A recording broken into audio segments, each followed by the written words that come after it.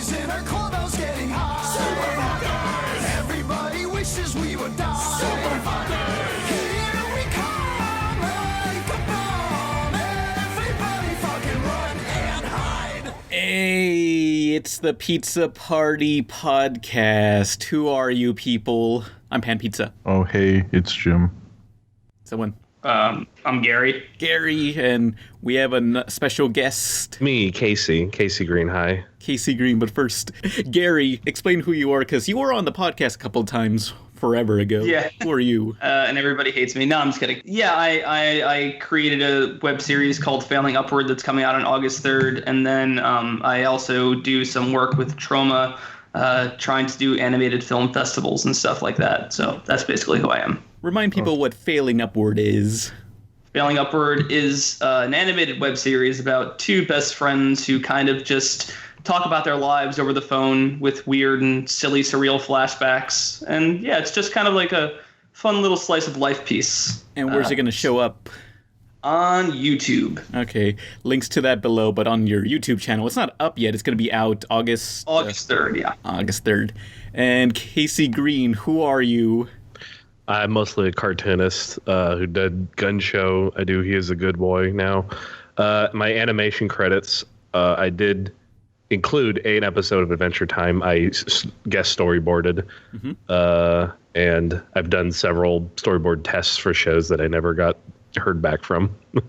Oh, no. No big deal. I like drawing comics better, so. Mm-hmm. But I think a lot of people will recognize Casey as I think one of your most recognizable works is that one meme of this dog sitting in a house on fire. And yeah, the dog on the This Is Fine dog. Yeah, This Is Fine dog, that guy. Will it? Explain the context of that scene, because... It was just a comic from Gun Show about ignoring your problems, essentially. Mm-hmm. And I guess that is relatable to everyone, no matter who you are. And just sort of 2 years later actually became like a big thing. Mm-hmm. Oh, so it took 2 years for it to become a meme. It took 2 years for someone to turn it into find the one sentence that made it relatable to everybody. Yeah. It's something about college exams or something, and then it just blew up on Instagram and everywhere else there, is what I remember. Although, has the popularity of that meme helped the comics, or no? Sometimes, I suppose. Yes, I think it has helped more than hindered. Like, everyone will use it, and some might not know, but like a cursory Google search of it will find you to me. So yeah, Gun Show. Yeah, mm-hmm. Yeah. Which, didn't you also have it animated for Adult Swim as a bumper? Oh, that's right. I forgot. I guess that's another animation credit. They animated This Is Fine for an Adult Swim bumper. They meaning Schmorky, actually. I worked with Schmorky to animate that. And they also did 9 other little Gun Show shorts that are just like bumpers, ID bumpers for Adult Swim. Oh, yeah. Most of them are posted on YouTube. I'll put that a link in the description, because Adult Swim bumpers today are what MTV bumpers were in like the 90s and 80s. Yeah. Yeah, I agree. Definitely. I follow that one YouTube channel that is just the Adult Swim IDs, and there's like a lot of good shit. Oh, yeah. Just like a lot of like great weird animation and stuff on that. Mm-hmm. Yeah. So fun. I think only Adult Swim is the one making all these cool bumpers, and everyone just kind of ignores them, because like I'm watching TV and like there's no transition between the show I'm watching and the commercials. They just cut to the commercials. No. Although bumper IDs are not really necessary anymore, because back then you didn't really have a TV guide inputted into your TV, so you had no idea what channel you were watching unless you had those bumper IDs and stuff. That's a good point. I never realized that. No, you didn't either. Even what show you were watching, like, and if the TV guide was off, you might think a show's named something incorrectly and not be able to find. So you actually needed them, but now you actually don't at all. So. Yeah. I mean, I remember when I was a kid, you would just flip to the channel that had all the show listings on it and just watch that for like 10 minutes and then just get an idea of what's coming on and what's on already. Yeah, the TV Guide channel. Oh, that channel was like, and you'd watch these ads for like movies that were coming on pay-per-view, and you'd be like, oh man, Loaded Weapon 1's on. Maybe we should watch it. I love Emilio Estevez. Because you would eventually get really used to that ad, because you're waiting for it to go through all of the channels, and it would take like 5 minutes, as I recall. And if you did that enough, you'd be like, man, I'm getting like Loaded Weapon being on pay-per-view for me was a bigger. I saw that ad more than when it was actually in theaters. I remember because I was like, actually, no, that was from a beach trip we took. And the only cable channel that worked was the TV Guide channel. But since I was such a TV kid, it was just on all the time. And I still haven't seen Loaded Weapon 1, so maybe it was bad advertising. Maybe it's time to see Loaded Weapon 1, Jim. Maybe. Yeah. I mean, I did watch the ad for an entire weekend, so. Come on, you have to have some curiosity as to if it is good or not. I mean, it's a parody with Sam Jackson. It's a Lethal Weapon parody, and I think Sam Jackson's one of it. Is Emilio Estevez in it? It's Emilio Estevez and Sam Jackson. Else in it. This is slipping in my mind. No, it's Sam Jackson's in it, I think. Yeah, and Emilio Estevez. Yeah. Oh my God. There's something else in it. Oh, I'm sorry. Yeah. Oh, somebody. Yeah, I'm trying to can't remember who it is though. But yeah, I've seen it. It's not bad. There's some funny scenes in it.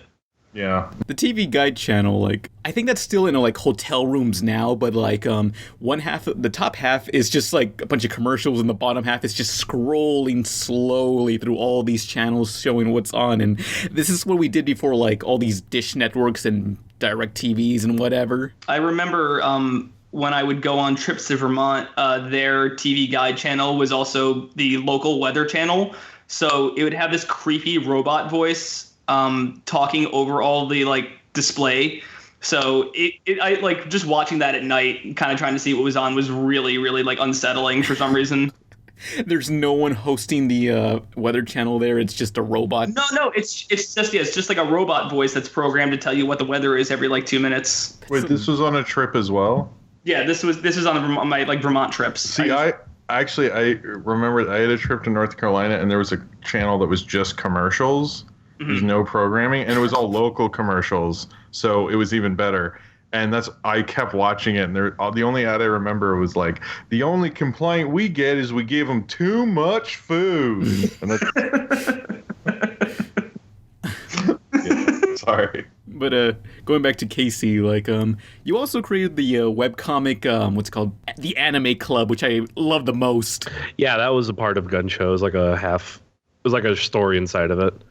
Mm-hmm. Yeah, that was a long time ago. Was it inspired by Welcome to Eltingville? Yes. Okay, of course. Yeah, I was thinking that. Yeah, I love the pilot that Adult Swim had the first time it ever came on. I'm so sad it did not make it to a bigger thing. And I loved that and this other short that was on YouTube. It was by, I think, the two guys now write for Steven Universe. I know what you're talking about. Ronin Dojo Community High DX. I think I know what you're talking about. That's what it's called. Was it with these LARPers? He did one about LARPers, but these are just about two big nerds going to a midnight release for a game and being thwarted by some their nemesis, who's a big blogger. I'm trying to remember this, but I saw this forever ago. But there was some FBI person finding them for pirating stuff. Yes, that's part of the later area, later episodes. And they did do another short that was about LARPers at someone doing a retelling of the birth of the Christ in a manger and stuff. And then LARPers come on stage and fuck them up. I was gonna say I really do have a lot of nostalgia for all these kind of pop culture and nerd based shows from the early 2000s and to the mid 2000s. But even kind of going back, I feel while though the pop culture references are some of the funniest stuff in those shows, it does get kind of dated.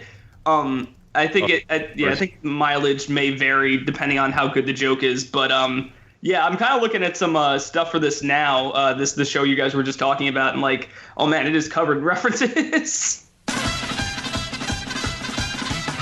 Welcome to Eltingville. We are the comic book band. Science fiction, horror, fantasy, and romance. Rated protectors, super collectors, the Eltingville Club. Toys, cards, games, models, toys, cards, games, movies, toys, cards, games, sponsors, Eltingville Club. We'll just talk about Ice Age. There you go. Ice Age and Pokemon Go. I could rehearse the entire trailer. I've seen it so many times. Oh my god, that Scrat trailer. Oof. Meteor shower. Oh no. And Stev's here, everyone, because Stev's late, but now they're here. Yay! Hey. But but currently we have the guest Casey Green, who worked on a bunch of these comics like the Anime Club, well, part of gun show. That one meme with the dog that says, "This is fine." That stuff. Yeah. Wait, that's I love the way you say it, man. My extensive work on that one meme. Yeah, the meme guy. it's an awesome meme because it's like you could be like how I feel about living in America, how I feel about taking a poop. Anyone, even if you don't agree with each other politically, that comic can speak to anyone. Yeah. Even with some shit. You've brought us together, Casey. you don't need to agree with it politically. You just have to agree that the whole world is burning down. Yeah. Yeah, but this is fine right here. Someone animated it, and I've been using it as a GIF as a reaction to some people. Oh, yeah, we were just talking about that. Schmorky was the animator for all those Adult Swim things, and it found new life as a GIF now. I think back to the one episode of Pac-Man: The Ghostly Adventures where, for some reason, Pac-Man gets inflated. I don't know, maybe through some fetish thing, but he gets inflated. Is this the series, The Ghostly Adventures? Oh yeah, the cartoon. When he gets inflated, he says, Oh man, I'm a meme. This would be funny if it wasn't so horrible. "Oh man, I'm a meme." I don't understand what that's supposed to mean at all. Boy, what did that mean? Pac-Man: The Ghostly Adventures was a weird show. That's still going. We don't have to see that version of Pac-Man anymore, and we can live with this Smash Brothers version. Did it get canceled already? I don't know. A couple months ago, I remember seeing commercials saying, "Hey, watch us on Netflix because we're not on Disney XD anymore." You know, Can you spell Pac-Man again? And the Ghostly Adventures. wait, was that a real question? P. I was saying to see if it was still on. Oh. Paul Rugg created this. Paul Get Rudd? outta here. What? Rugg. No. Paul Rugg. Okay. The other guy. Oh, Paul. That's The other cool Paul Rugg. Freakazoid. Paul Rugg. That sounds like the discount version of Paul Rudd. the Mad Magazine parody of Paul Rudd. Yeah, like you're meeting Paul Rudd for like a date on Tinder, and you show up and go, "No, I'm Paul Rugg," and they're like, "God damn it!" Damn. The Asylum version of Paul Rudd. The Asylum. We were talking about the anime club. I mean, the Welcome to Eltingville and just our love of that kind of like nerd humor in cartoons. Yeah. Like, it doesn't really appeal to a lot of people. It's very esoteric, but I still like that it happened and it oh exists. yeah, Like a very esoteric show got made. Well, that was like kind none of of the people animating it got anything or whatever. yeah. that was the style. I read it like in the '90s. There was a lot of esoteric jokes, but then it kind of like verged away from it quite dramatically. I think because a lot of people would watch it and go, what is this? Yeah. I don't get a lot of these jokes. And if you look at like how like I think one of the reasons Family Guy got so big is it's not necessarily like esoteric. If it is, it uses its esotericness to be very broad, and people like, I think especially now if you look at modern Simpsons, although people don't, maybe bad example because no one likes that anymore, but like people like being able to be in on the joke, and if they're like, what is this joke, it seems like people kind of rejected that, sadly. So how do you feel that Family Guy does it right then, broadly? I mean, there's been Family Guy jokes I like. I mean, just because it's broad humor doesn't mean I dislike it, but I like kind of like, particularly, I'm a huge fan of Mystery Science Theater, and I like that they use all sorts of jokes and references. And it's more fun when you don't know what's coming than like Secret Life of Pets is really broad and it's fun. But afterwards you're like, I mean, it's like having a peanut butter and jelly sandwich. You know, I got what I wanted, but it's not an amazing meal. It's like, I'm going to be hungry in a couple hours. What I always liked about what I always liked about Mystery Science Theater wasn't even the pop culture references. They would just often reference stuff that was going on in like Minnesota. Yeah, and like I would have no idea what they're talking about, but their delivery was so like good that you wouldn't care, and you would still laugh at like a joke you had no idea like what they were referring to, but because they were funny, it worked. I always liked their little joke delivery, like that. Just on like I watched it as a kid and I didn't even get the shit that wasn't like a Minnesota reference, but just the way it was delivered by Crow or someone. Yeah. I was like, I liked it anyway. They would the variety in jokes. was so good because they'd have like they'd go a little more blue or vulgar and then be very family friendly and then do a visual joke and then do this. And it was because they had 2 hours to fill. You had to like do the range of comedy. And to me, that's like that's what I like about early Simpsons. Even is like you never know the kind of joke they'll do. A blasphemous joke right next to like a really safe joke next to a fart joke. Yeah, like that's interesting. That's like and then tie it all together with like a family friendly moment. It is. It's like I feel like a lot of shows attempt that and they like try to have all these different types of humor wrapped in kind of like a wholesome package. But I don't know if anyone's ever really done it as well as like stuff like The Simpsons and Mystery Science Theater. Maybe Mystery Science Theater isn't I don't know. Like it felt like they were a crew of people having a good time making something. Mm-hmm. Like that's what I liked about shows like that. Yeah. Well, that was also this is more talking about the early years of cable when they would do a weird public access show that had a following and put it on. Whereas now that would never happen because then it was the Wild West and they were like, what do we have out there that's actually being made and what can have an audience because we need somebody to watch. And Mystery Science Theater had that, but now cable's like broadcast. There's not much of a difference. I mean, even TNT and TBS are usually right next to CBS and NBC and stuff. So like the lines are so blurred. But that's why I think so much has moved online because as soon as TV got weirder, it was fun, but then it became like Rizzoli and Isles and stuff on cable. And you're like, this is fucking boring. What happened? You know, I mean, it's demographics, and once they started having hits like the Osbournes and Duck Dynasty and Dog the Bounty Hunter, people saw money in having huge hits on cable, and now we have Walking Dead's one of the biggest. So yeah. Of all those niche like nerd type shows, now it's all online. I mean, you're not gonna see anything like X-Plays or Attack of the Shows on TV that much. I mean, any of these, especially these gaming news shows or whatever. They tried, but it didn't work. Yeah. Why would you want it? Like on YouTube, you can watch it anytime you want after it airs freely with very limited commercial interruptions versus the other way. It's like, oh, X-Play, you got to watch it. Plus, you also get to follow the people on Twitter and such, and you make a relationship. Mm-hmm. Yeah. I can agree with that. I think I've actually thought about this before, and I feel like, growing up watching TV, I feel like you're conditioned to consume media a certain way, and it's this odd transition to the internet where it's like, I should really enjoy watching the internet like version of this because there is no commercials or anything, but I'm also accustomed to growing up on TV and like this is how I would normally watch it with the commerrals and everything. Well, I don't know. It's like I definitely prefer watching stuff on the internet, but there is that kind of odd nostalgia for kind of almost waiting, like liking commercials sometimes. I mean, that's to me, that's something that is going to die with our generation. Yes, I completely agree. The next generation's growing up with an iPad and iPhone as soon as they're like in the single digits and not having this determination to watch. I mean, they didn't sit around like we were talking about how we're just stuck with a channel during a vacation. There's kids listening to this podcast going like, what are these cavemen talking about? Like, because people don't have that. Like, kids don't get that anymore at all. We were like forced to deal with what we had, and we kind of are comforted by it. But now they have so much. Like, they'll be more when iPads are gone. They'll be like, I liked having this little screen and I could hold it, and it was so nice. Kids will never know the pleasure of recording an Adult Swim block on a VHS tape. Oh no, they'll like.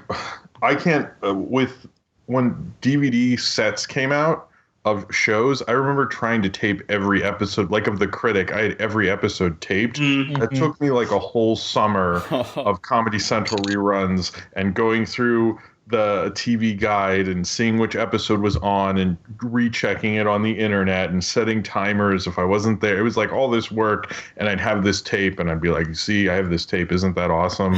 And then DVD came out and some jerk bought it for $15 and it was like, God damn it. Yeah. I recently found a VHS tape of mine that was like so scatterbrained. I don't know why I recorded all this stuff on it, but it was all different channels. It was like, it started off with Teen Titans, and then it went to The Critic, and then it went to Cowboy Bebop.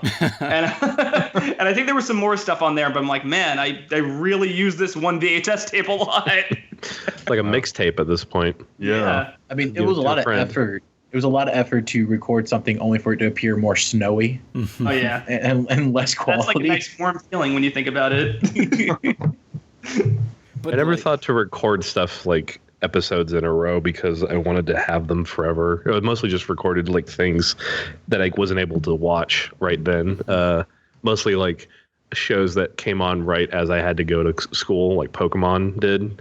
Like it was always on the cusp of like the 30-minute hour before I had to be at school. So Yeah, I just know how you feel. for Pokemon. I get that. Yeah. nowadays we can just like look up any episode we want and watch it like through iTunes, or maybe someone pirated it and put it on some website. But back then, Yeah, I can watch everything of Pokemon on Netflix now.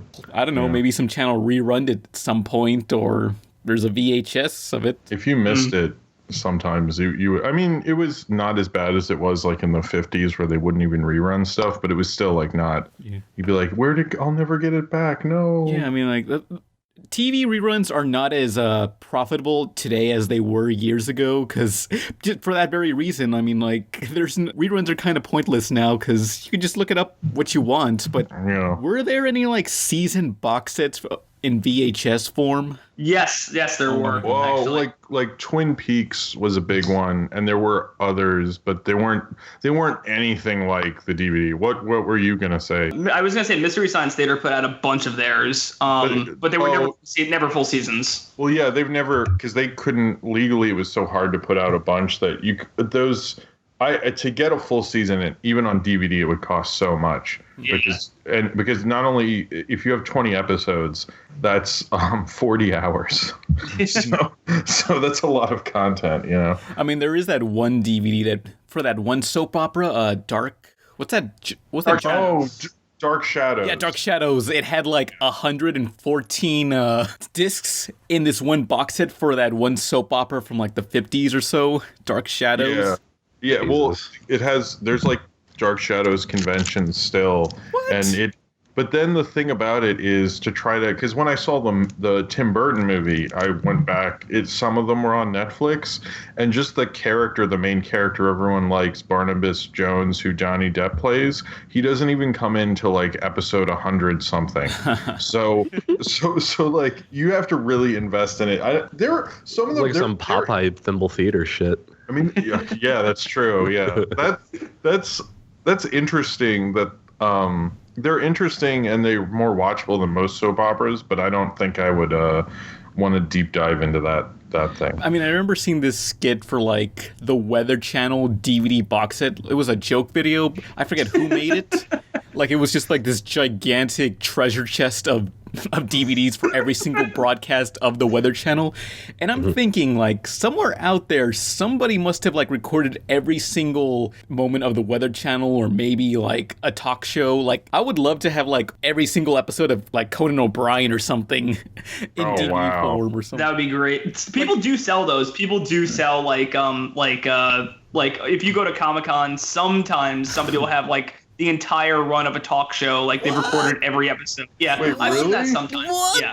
What talk show? I saw Conan once. Holy shit! I saw Conan once. I don't know if I've seen like Letterman or Leno, but Conan was definitely there once. Fuck. Oh, yeah. Damn, I need that. I mean, how many discs does it come in? Oh, I don't. It was a really big set. Whew.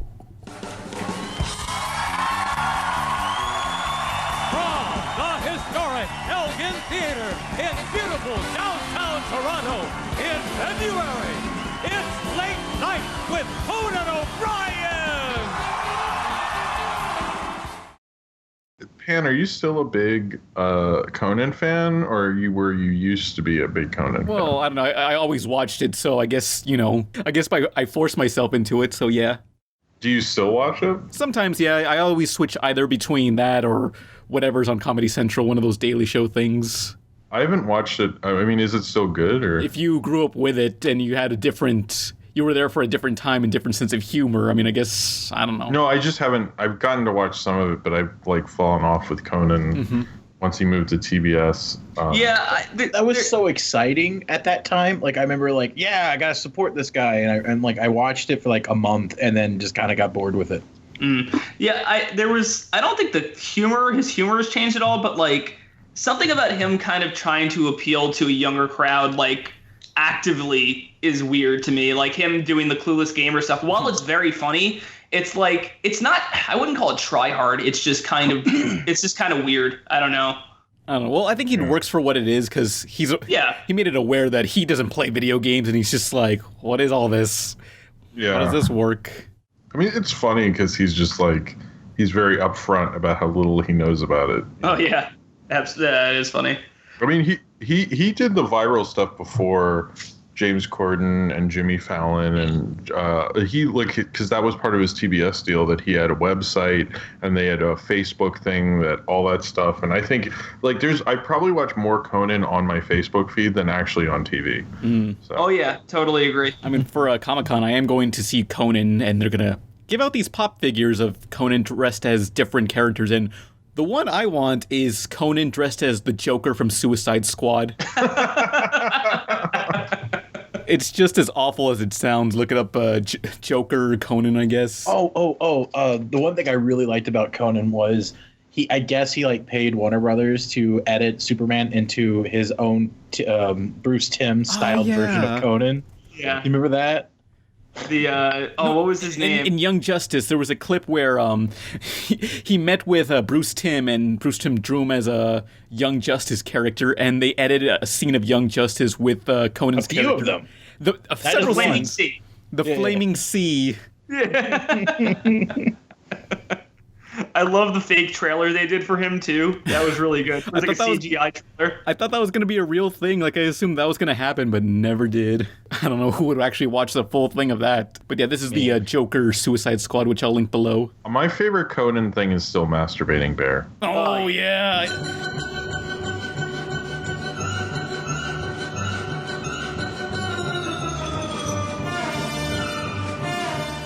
No, nothing will ever beat Masturbating Bear for me. Okay, this reminds me, like, when he went on to the NBC, TBS, like, he was making fun of NBC a lot, and, like, he just brought in Masturbating Bear, and he basically said on screen, I challenge NBC to sue me over Masturbating Bear.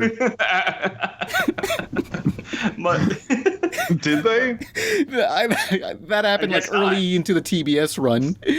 Oh, my God. Masturbate, because he would just come out, and then they'd go... That running music. The music is what made it.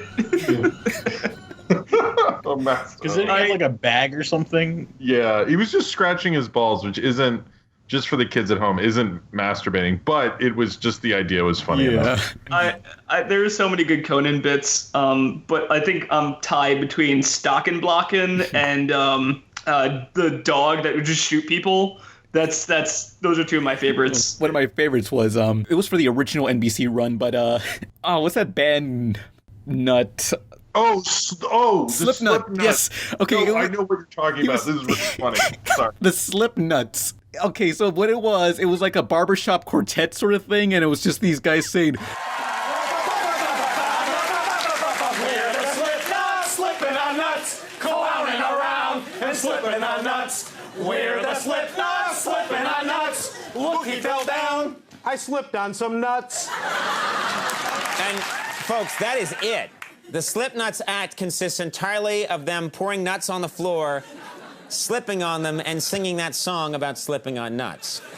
We're the SlipKnots, we're slipping on nuts, and Conan hyped it up, making it seem like... on nuts. Oops, we found down. We slipped on some nuts. Yes.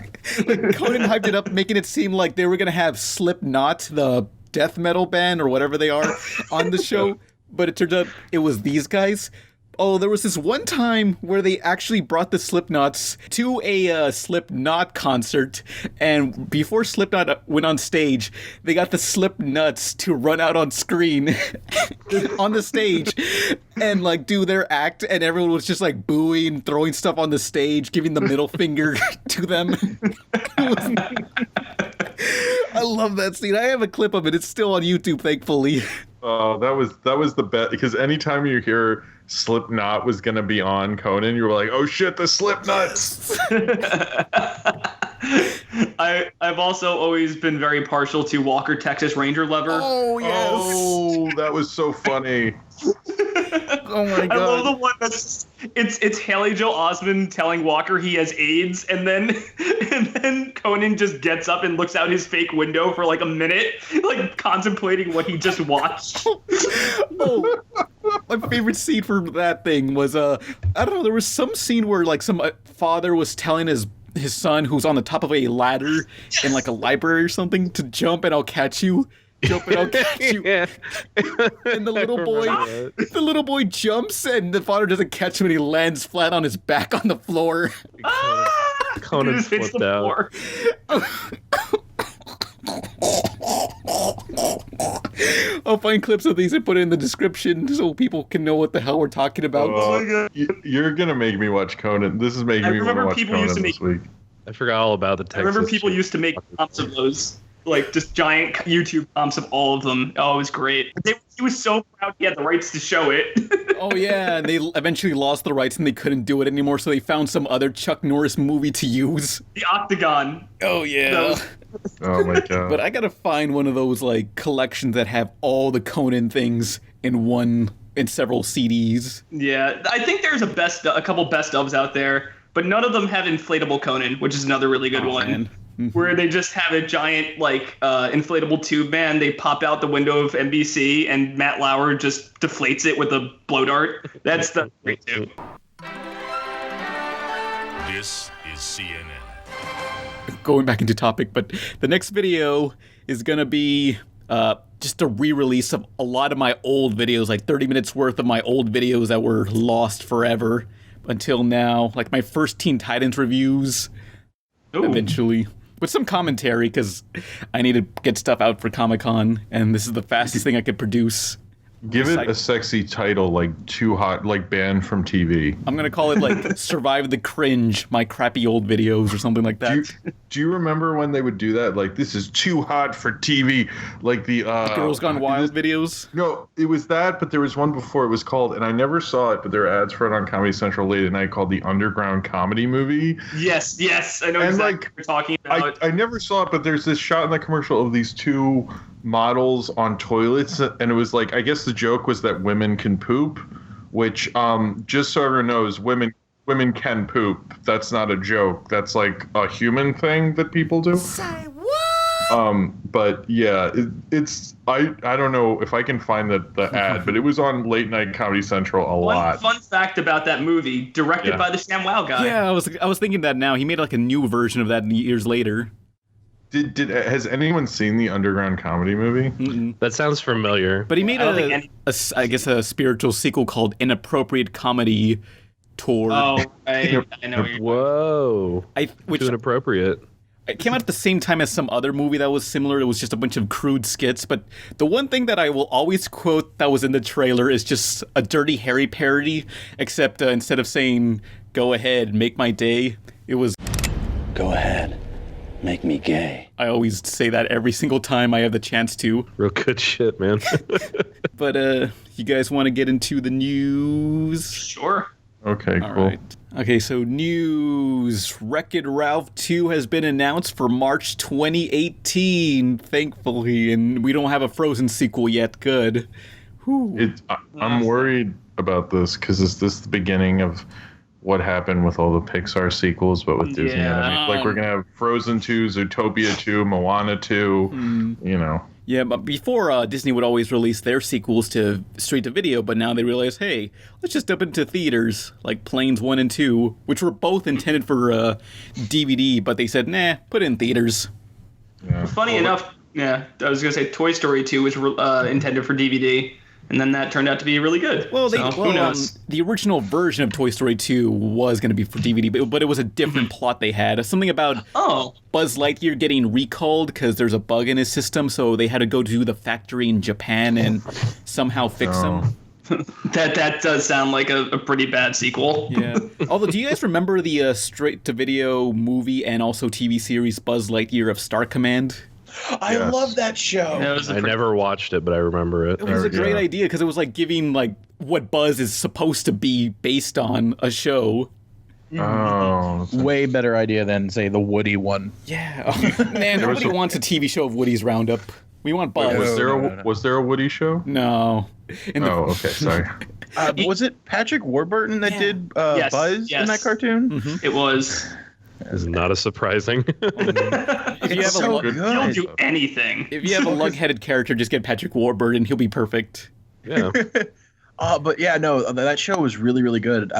Did it ever release on DVD? Because I would actually only love the to watch straight-to-video movie that started it, like a pilot. Yeah, the movie was straight to DVD. Damn. Yeah, but that was I can't remember the characters' names. Was it XJ? Nova, No, Nova was the girl. I remember that. Nova, Buster, and XJ. XL. I don't know if any other characters from the Toy Story universe could ever get a show like that, but I always found it strange that it was in 2D. Like, me and my cousins were like, why is this show in 2D? Shouldn't it be in 3D? And I guess, in retrospect, we're glad it was in 2D, because it would have been some really shitty, dated CGI. Yeah. Well, yeah, because in universe, because like it itself, it was aware it was a show because in the first like 30 seconds they had like 5 or 6 or maybe even 7 little skits of the Pixar characters in 3D turning on the TV to watch it. Oh yeah. Even more obscure than that, I remember when Toy Story the original came out, and ABC used to have bumpers that were like specially made for Saturday morning by Pixar, like in the Toy Story style, like with the Toy Story characters. Mm-hmm. Yeah, like with the RV men and stuff like that. Yeah. I mean, do you remember watching one Saturday morning the ABC block for kids? Oh yeah, absolutely. I love that shit. Yeah.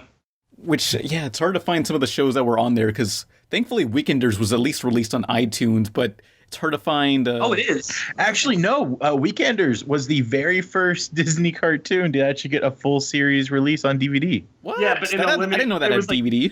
It was I'm like in a pretty limited quantity, right? Yeah. It was only on the Disney store, but online. Not even DuckTales or any of the Disney afternoon DVDs ever got like full releases. They always aired all the way up until one more set, and then they didn't. Dope. Except for Gargoyles got the rest of it recently of season 2.2. No one really gives a shit about season 3, so we can count that as a whole. Yeah. I mean, they basically retconned that and redid season 3 in comic book form with slave labor graphics comics. Oh, that's cool. I think that's made what happened. Lexington gay. I mean, that was like the big change, was that like they revealed that he was actually he prefers a male gargoyle partner. Wait, who ended up being gay? I believe it was Lexington, the little one. Yeah, the scrawny one. Interesting. Yeah. Was it the red one with like the long hair? The cool one with long hair. That one was kind of like a Broadway. I don't remember anything about this. Broadway was the big one, right? The big blue one. Oh wait, was he this tiny blue guy, like the little gremlin-looking motherfucker? I think so. Yeah. Yeah. Okay. That was the gay one. Yes. I didn't watch Gargoyles that much. It was awesome. Yeah, I watched the first season, but that's about it. As a kid, I didn't like Gargoyles. It was until I started collecting cartoon box sets that, as an adult, I watched it and I could truly appreciate it. Oh, yeah. I as a kid, I had the VHS that came with the board game for Gargoyles. Oh yes, I know what you're talking about. Yeah. Like I never Nightmare knew how to play the board game, so I would just always watch the VHS instead. I don't want to read all these instructions. I just want this VHS tape. That doesn't need instructions. Exactly. They go, be kind, rewind. Damn it, instructions. But I find it so strange that Gargoyles was on Disney Channel of all places. Like, it's so out of place next to like DuckTales or Care Bears or whatever. Actually, fun story. What?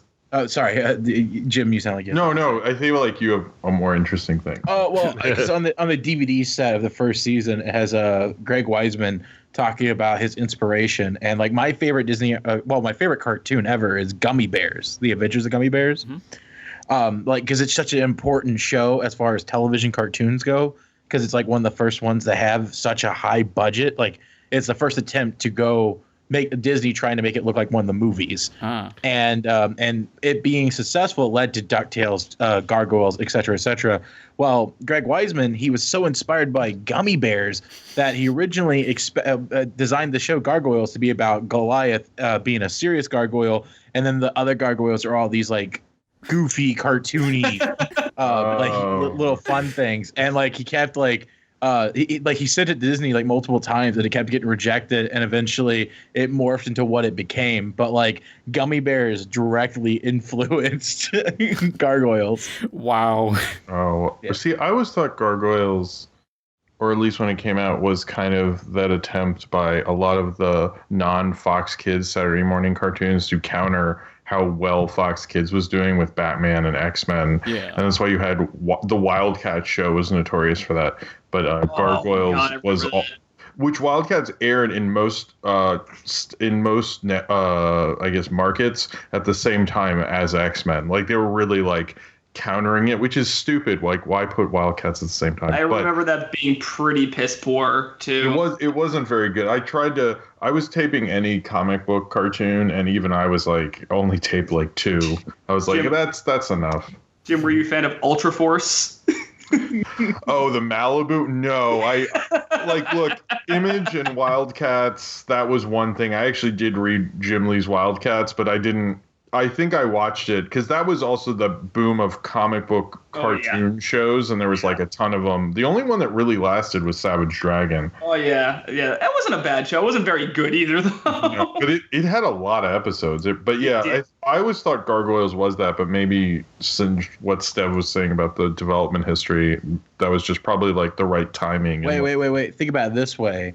It kind of has truth for both sides. They didn't want the show until it became something similar to Batman. Yeah, that's a good point. So maybe they were like, hey, look what we have in our development slate, and we kind of need something, and this is pretty ready to go. And they just put 2 and 2 together and equaled Gargoyles. Yeah. I mean, it was kind of like a mix of Batman and kind of Ninja Turtles, considering they have a theme to their name and stuff. Yeah. Absolutely. That's a pretty good analogy right there. Yeah. Okay. So I feel really dumb, but after watching Gargoyles, I did not realize that maybe I just don't see the world in color, but like I didn't realize that Eliza Pazza was I never questioned her race, and I think she's like mixed, right? She's black and Native American. But like I never questioned it. I just, because it was always that dark, I just thought it was just like it was just nighttime. Oh. Going back on the topic of Wreck-It Ralph too. Okay. Oh yeah. So basically, in this version of Wreck-It Ralph that's coming out, Wreck-It Ralph is online and he's going through the internet. So I'm picturing what it's gonna be. It's gonna be like that episode of Futurama where they go online. Yeah. There needs to be a lot of porn. Do you think Mario will finally be in this one? He'll probably run into like the Newgrounds Mario, where it's like Mario on drugs. You think Pico will be in this one? I can imagine like a lot of like Let's Players. Oh no! Random Let's Play jokes. They're totally gonna make Let's Play jokes. I mean, they're probably talking to PewDiePie right now about signing a contract. Oh my god! I didn't think about that until just now. I can see them making a really try to make like an adult joke with like there's like an authoritarian guy on the internet. It's like there are rules to the internet, and they're like going down all the rules, like, but we don't talk about Rule 34 or something like that. Like just more well hidden than that, but like something really dumb. That makes my stomach upset. But yeah, someone was talking about Maker. I think PewDiePie, Markiplier, and a lot of the bigger YouTubers are under Maker, who is under Disney. Yeah, they're. No, that makes sense then, and that they would ask them to do that. But it never hit me until like now. I was like, wow, I can't wait to see that movie now. This could potentially be a humongous mess. Like I'm gonna watch it the same reason I wanted to watch Nut Job and Angry Birds now. Well, okay, let's step back here for a second and realize that before we actually saw Wreck-It Ralph and found out it was a good movie, did you really have a lot of faith in it too? I did. I did, yeah, absolutely. Yeah, once I the trailer looked good, and I read that like fucking The Simpsons dude Rich Moore was behind it. Okay. And I'm like, and Disney had an okay track record too at that point. Like they were doing better than Pixar. I mean, you could argue that they still kind of are. Yeah. Oh, they totally are. God. Maybe not money wise, but definitely critic wise.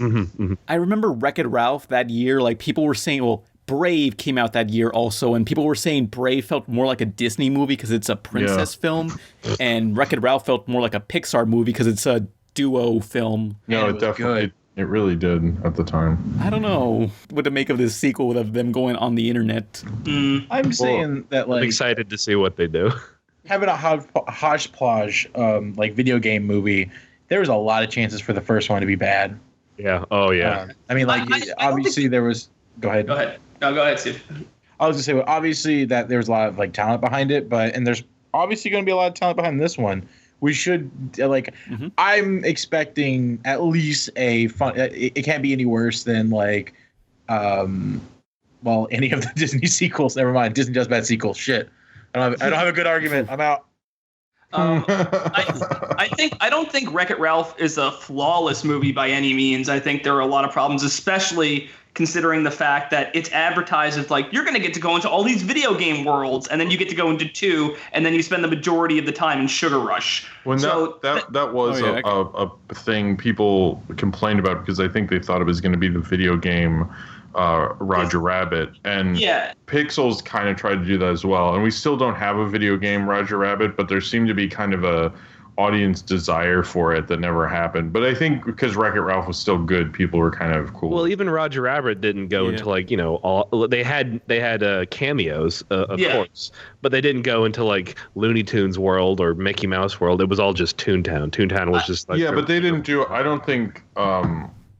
It was still kind of more about that than those two movies did. Yeah. Like, there's a difference between like having a bunch of characters appear as cameos, and then versus going into each one of their individual worlds. Good point. Yeah, I had an interesting take on how you kind of do the best of both worlds and not have to worry about spending too much time in other worlds. I would have just made the final race. Like something happens and all these portals open up and they're racing through all these different video game worlds. And that would have been a nice way to get kind of more of a feel for the universe. Oh, so like the end of Pee-wee's Big Adventure. Exactly. Okay. You got it. To play. No, they'd have to restructure how the rules in this universe work because they can't just have portals that go to a different video games that instantly. Like devil's advocate from a production side, every world that you add into this thing adds so much more months of production of creative assets for it's only like 3 seconds in each world. It's not that bad. Like still, you're talking about racing, so 3 seconds is so many miles of a set being created. Yeah, that we're going to speed through, which wouldn't be really worth the effort of time. It wouldn't enhance the story enough for it to worth the production cost. And you'd have to design new characters. It would be a big headache.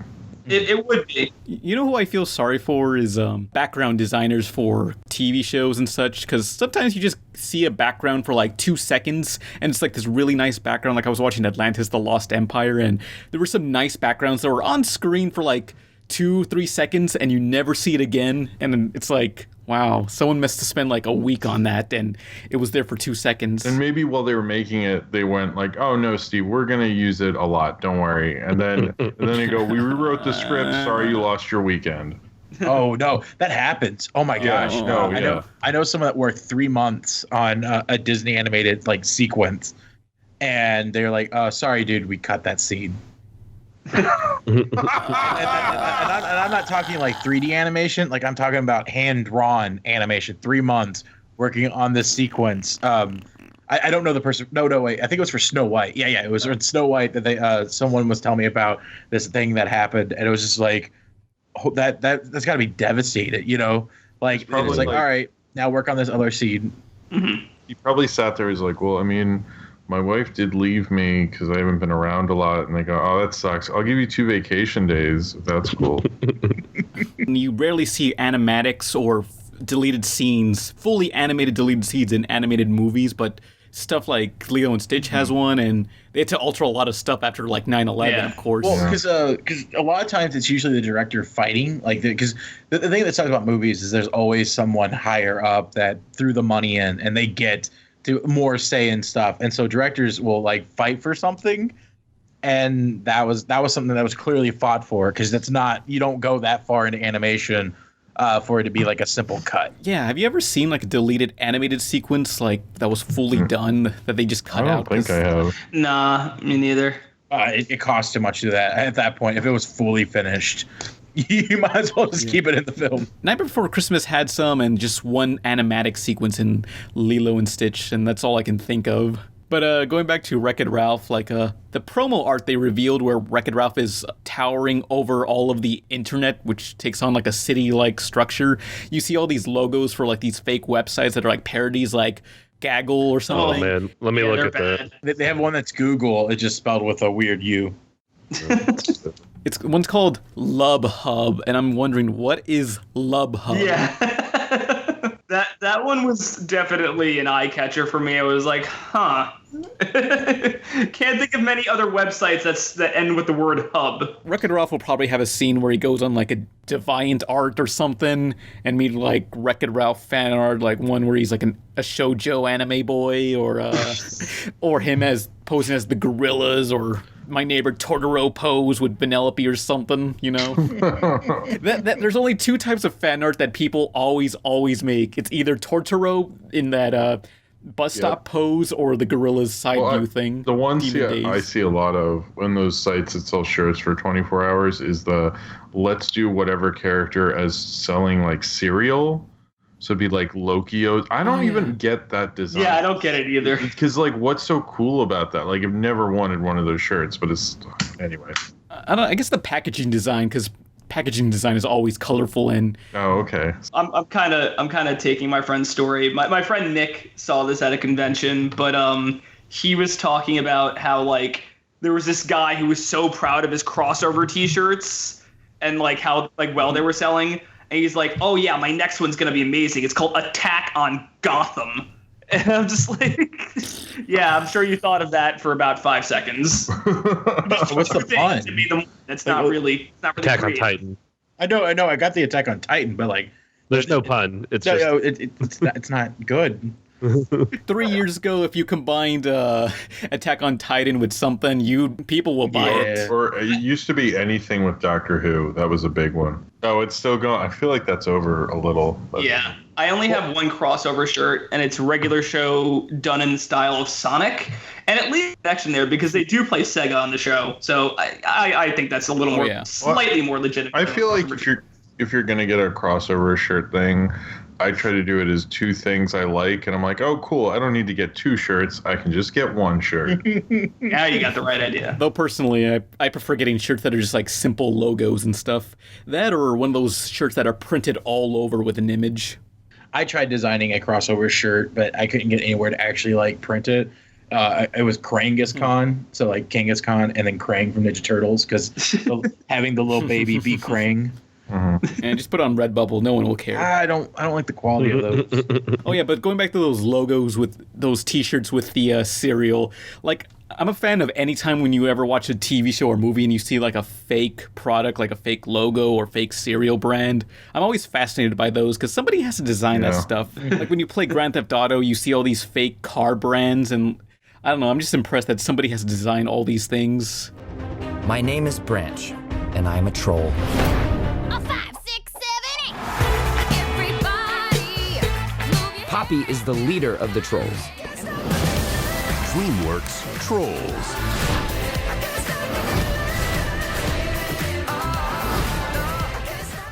Did anybody see the trailer to Trolls? I did not.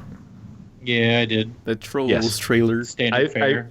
I forgot. It looks a lot better than I thought it was going to. Like animated wise, it looks like really good 2D, 3D type stuff. I don't know about the content, like story wise. It sounds kind of whatever. And that one teaser with the rain cloud was just another like, oh, he peed himself joke, which is weird. But I don't know. I have somewhat high hopes for it because DreamWorks has been doing all right too. It's gonna be a musical, I believe. The voice acting and acting was pretty solid in the commercials I've seen. Yeah, and the acting and the animation is really sweet.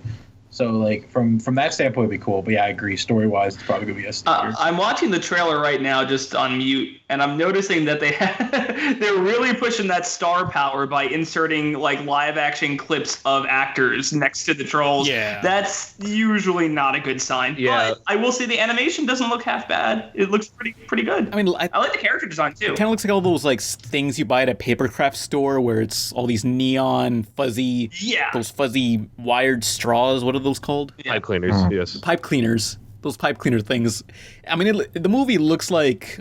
I'm hoping it'll have like maybe a black light sequence because it looks like something that will be run under a black light. It's very colorful and fuzzy looking. Yeah. I'm glad animation is starting to like take more from like classic 2D stuff. Like with this looks like it. The Hotel Transylvania, both of them looked like that. You know. Oh, that's Gendy. Yeah. Yeah, Sony Pictures. The Popeye. That's what I love most. I like Sony Pictures visually the best because they take advantage of the fact that it's a cartoon. They're not trying to emulate real life. But like to see that when and like maybe one of the big two finally doing that, I think would be rad. Like I wish Pixar did that more. Oh, yeah. DreamWorks looks like they are with the Trolls movie. Not to a great degree, but pretty good. I do have to say I'm really over Pixar and it's trying to be as realistic as possible. Yeah, because it's starting to lose its charm. Mm-hmm. Like there's a short before the most recent film, The Finding Dory, and like I haven't actually watched the full short yet, but I've seen like screenshots, and I thought it was real photos first. Yeah, that's how good it's getting. Mm-hmm. But like it's also design wise, there's completely no appeal to the character. Well, there is appeal, but like it's not nearly as strong as say a more stylized character they've done in the past. No, and I agree. I think them trying to like show how good their technology has gotten. They're getting more caught up on the fact that they're trying to show how proficient they're getting versus actually doing good art. That one short before Finding Dory, I actually like that one short over a bunch of the other shorts that Disney and Pixar have made previously because it's not one of those two inanimate objects falling in love with each other again. I like the two umbrellas. The umbrella Pixar shirt was besides Lava from Inside Out, the umbrella Pixar short was probably the worst one. Lava was pretty bad, though. Lava was pretty bad, too. I gotta say, the one thing I really like about the Trolls trailer is that they did get the aesthetic of kind of like those 90s grade school folders down. Like, I think Lisa Frank folders. Yeah, that's completely on display here, and I'll give them credit. That's exactly what they should have been going for. I'm glad they were able to do that. I don't think I'll be seeing this movie in theaters, but I can definitely appreciate it from like an artistic point of view. You know, instead of just shitting on Pixar shorts because they are all just basically trying to be tech-based demos. That's literally what they are now. Like they're not even hiding it. They're just like, oh, hey, we want to test out this technology. We'll write a story around it versus having a story and then making technology around that. Paperman was fucking awesome. The Disney one, which was in front of Wreck-It Ralph, full circle. Oh, yeah, you're right. Yeah, combining like 3D but with like drawing the 2D outlines on top of it. Well, because we actually, I didn't get to see it myself before it happened, but a lot of my friends went to SIGGRAPH, and so they got to see the short like 5 months before it actually aired, and like they were like, Steven, you're gonna be so excited. You're gonna be so excited when you see this. And they apparently like had one guy, the speaker joked saying that he was stuck in a basement for like 3 years developing that technology because they draw something and they draw it in real time and it appears on the character model perfectly, and it just it's now a 3D drawing. It's really awesome. It kind of seems like something that would be like cel shaded, like a video game where it's done automatically. But here they draw the outlines well, it's a 3D object, but they draw the outlines 2D style, and it maps itself onto the actual character. So it's a weird combination of 2D and 3D together. So is that all for Trolls? And we can talk about Finding Dory? There's not much to say about it. I think it looks interesting. I hope it's good. Yeah. It looks visually interesting, but I think it's going to be a musical because they're pushing all these music artists and I guess a soundtrack. The Justin Timberlake soundtrack. Yeah. I heard the song today because somebody posted it on their wall. But I was like, The song's not bad. It's not like very good. I know Justin Timberlake is capable of making catchier songs than that, so it's kind of disappointing on that front. I thought the song would at least be really catchy. This one is not. Did any of you guys like Troll Dolls? No. No, I never. No, not particularly. No, I wasn't a big fan of Mary-Kate and Ashley. Oh. They look like troll babies. No, I'm with Stev on that. They look like weird trolls. I never got why people like them. No, like if you cut the hair off of one of those crazy hair trolls and you put them next to Mary-Kate and Ashley from like Full House, it's almost identical. Yeah, no, it is. They look like, in fact, I mean, people don't like to talk about this, but they weren't actually little girls. They were mythical trolls they found. And then they hired, when they started getting older, they hired teen girls to take their place. That's people don't, the media and the Illuminati are all involved in this, and it's been going on for years. But I'm gonna tell you the truth. That's what really happened. I was always a Street Sharks kid. Those were my favorite toys to collect. But yeah, they were awesome. But the funny thing about trolls is that at one point they did try marketing them to boys by having Crystal Defenders. Crystal Defenders. Oh yes, I remember that. Troll. I talked about this in the last video, the top 10 ripoffs that should be out now, but there was a Troll Protectors, which is them forming a rock band, and they were also like Ninja Turtle ripoffs. Yeah. They looked exactly like Ninja Turtles, except they had big ears and hair. You cannot save trolls. Trolls looked terrible from the beginning. Like, I don't know what the appeal of trolls were. They always looked horrible. Like, why did anybody like these things? They're supposed to be cute. We didn't have the internet then, and people were bored. They were like, when's the internet gonna happen? I don't know. Let's buy some trolls. I mean, we gotta find somebody who's like, yeah, trolls are awesome. Like classic, original, ugly, naked baby trolls. Stone Protectors. That's what it's called. Stone Protectors. There were several reboots like Troll Warriors, Troll Fighters, Super Trolls. Super Troll Island. There were like 3 cartoons. No, there were 4 cartoons. There was like one that was like a Smurfs ripoff, one where they were like superheroes, the Ninja Turtle ripoffs, and then in the 2000s, Deke made like fashionable trolls with a Z, and they were like these glamorous, I don't know, like these, they love fashion and makeup, and they were like Bratz dolls. They look exactly like the Ninja Turtles. Do you remember? They do look like. Do you remember when the Ninja Turtles had fucking fake human masks? That's exactly what they look like. Oh my god, that one the one all the way to the left looks like Krang. That looks just like Krang. He has the Krang bodysuit and everything. They try. That's not my body. Yeah, sure. My Brock's daddy, bro. I think I mentioned this on the. I'm in the new movie. But did anyone see that piece of shit? I did. Yeah. Oh, what? Oh. Anyway, I guess we can talk about that Ninja Turtles film. I'd like to. Yeah, okay. Let's do it. All right, let's go. Okay. Let's talk about Teenage Mutant Ninja Turtles 2, Out of the Shadows, the film for theaters. Oh my God. Here we go. Take the shot, Mikey! What's your name? Casey Jones. As long as we all have our hockey masks, what could go wrong? Yeah. I still don't know what you're saying. Rated PG-13. I mean, I thought it was better than the first one, but I thought it was good, but not like great. Oh, yeah. It was better than the first one, I definitely. didn't really, I don't know. I don't love that. The new franchise is like, it was better, but it was better for something I don't care about. Yeah. I mean, they'll probably like pretend this never happened and rebooted it a few years from now. It didn't do well. It was part of the string of sequels that nobody saw or liked or wanted. Though one thing I do appreciate is this one was clearly trying to be more cartoonish. Yeah. Like the characters actually look like they came out of the cartoon, the Bebop and Rocksteady. Like I bet what they wanted to do, I bet they wish they could just like edit the turtles, but it's like we're attached to this one movie, so we got to stick with these designs. Yeah. So lighten them up a little bit, but don't change them too much. Because I think they did change their color schemes a little, so they're a little brighter and less dark.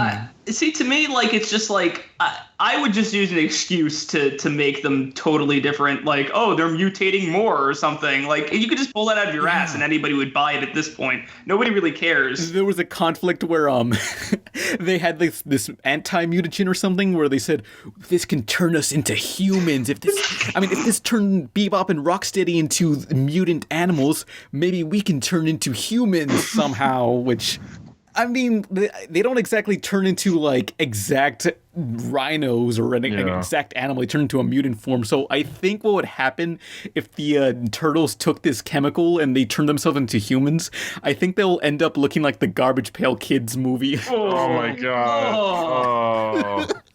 Like, I want that. Like, I want them to do that, and they just go to like a party and everyone's just staring, and they're like, why is everyone staring at us? I don't know. They show this mutation stuff, and it's just like Donnie pouring them on himself, and his hand temporarily turns human. It's like, don't introduce that concept and then not actually do anything with it. Yeah. Like there should have been like for the second act to the third act, Michelangelo's human for a little bit. Like because he snuck some of it, but it was temporary. Like that, if that was made in the 90s, that was what would happen. Yeah, what I like about the original film and I guess the TV show and comics is that they're actually like they're really proud to be who they are. Like they're not like ashamed of it. They don't feel like total outcasts. That's why I love when Michelangelo says he loves being a turtle. Like that's, I don't know, like to introduce this concept of like we don't fit in. It's just like it's so not necessary in a Ninja Turtles movie to me. It just doesn't suit the tone well for me. I don't get it. Oh, for all those years, like Mikey has been saying, I love being a turtle. Like there should have been a scene where Raphael's like, so what? You love being a turtle? That doesn't mean anything anymore? You want to be a human? Oh no. He went against everything he said before. Mikey has turned on his own kind. But there was that one stupid, overly traumatic scene where they have a break-in into the police station to get something. Yeah. And conveniently, these two other evil Foot Clan ninjas break in at the exact same time somehow. And the police try to stop the turtles and they hold guns to them and they're like, what is that? They're monsters! They're monsters! And like, Mikey's like, but I'm not a monster. And he starts to cry. It reminds me of that stupid scene in the Ben Affleck Daredevil movie where he's like, I'm not the bad guy. I'm like...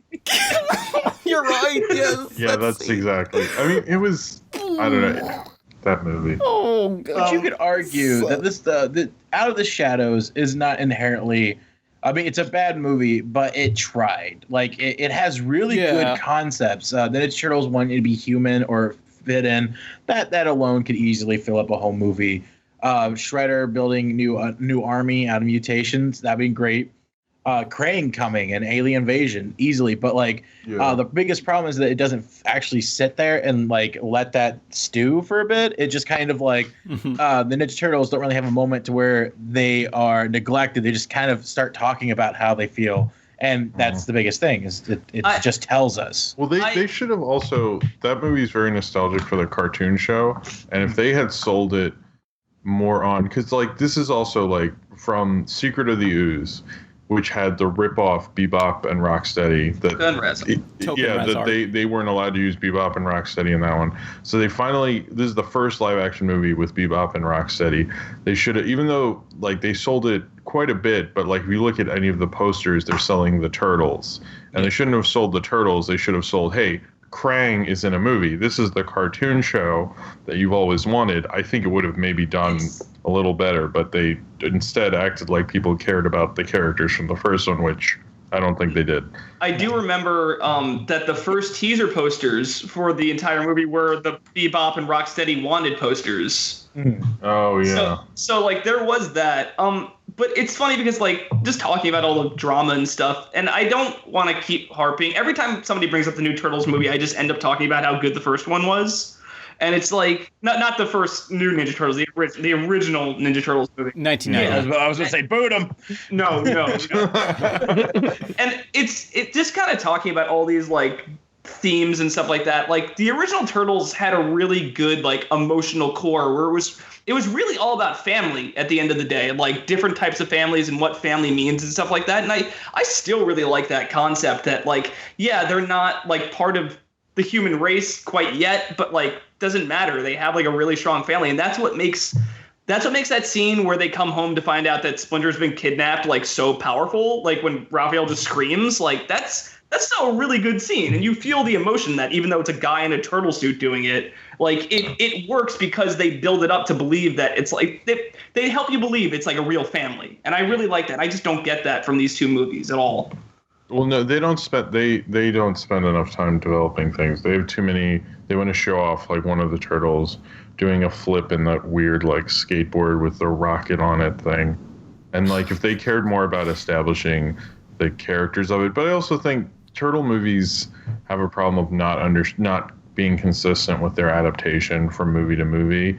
And like if they were, they could build a real franchise. But I think since the first one was mainly selling their nostalgia, like, hey, parents, you can take your kids to a Turtles movie, and people weren't as in love with it, I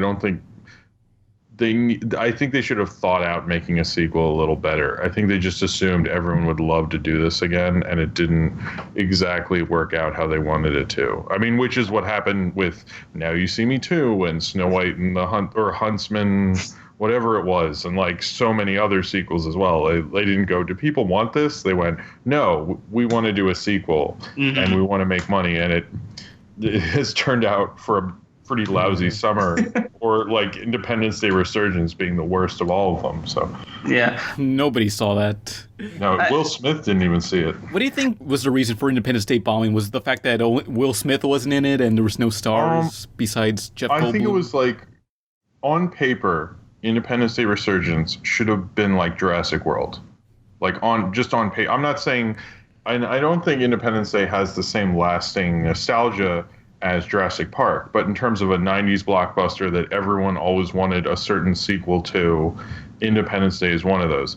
But the problem is that you had Roland Emmerich should not have come back. They should have found a younger director like Jurassic World did, and Jurassic World had that fun Chris Pratt running with Velociraptor shot, or not running with the motor. Well, you all know, everybody knows what I mean, doesn't it? Yeah. But they didn't have, there was no shot in any of the Independence Day Resurgence trailers that made you go, oh shit, this is crazy. It was just like, oh, they're going to suck up the cities and throw them back down at them. That's like that's like not interesting. How anything in that, was anything in that trailer, okay, sorry. Did anything in that trailer look any better than anything in 2012? Like, no. So like people are already sick of Roland Emmerich's style, and throwing the Roland Emmerich style at people for a sequel turned them off. So, and Will Smith's not in it. I think that hurt them a lot more than they wanted to admit. They should have just found a way to get him in it, but they didn't. Yeah. So. Yeah. And also in like every single trailer, you always see the city getting destroyed. So this doesn't really separate itself. I mean, like back then, seeing these monuments getting destroyed in 1995 or so was something interesting. Just see landmarks getting blown up like that. But now every movie with CGI can just do that, so it's not really as special. That's kind of what I was like. They needed an iconic imagery, and the reason people saw Independence Day is they saw the White House exploding, and it like was memorable. And like most of when people would talk about it, like even on SNL skits, was Bill Clinton being like, "Oh, I didn't like the part where they blew up the White House," and like everybody knew that part. And Independence Day Resurgence didn't have that, and without it, I mean, I think ultimately they needed.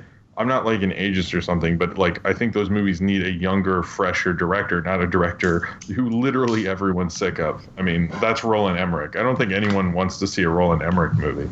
Although one thing I did find interesting about the trailers, I didn't see the movie, but like the fact that after the death of all these aliens, they took all their technology and they improved humankind's technology, and I thought that was interesting. It's a good concept, and I've been following them trying to make this movie, and at first there was a version where basically they're just going to be like, and that's why we have iPhones. And I was like, no, this is such a cool don't do that. But it's a cool conceptually, it's such a cool idea, but they do not have enough fun with it.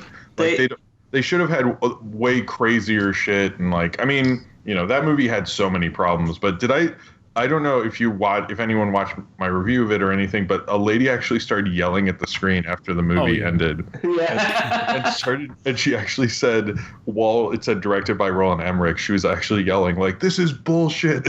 I hate this movie." Like she was so Jesus.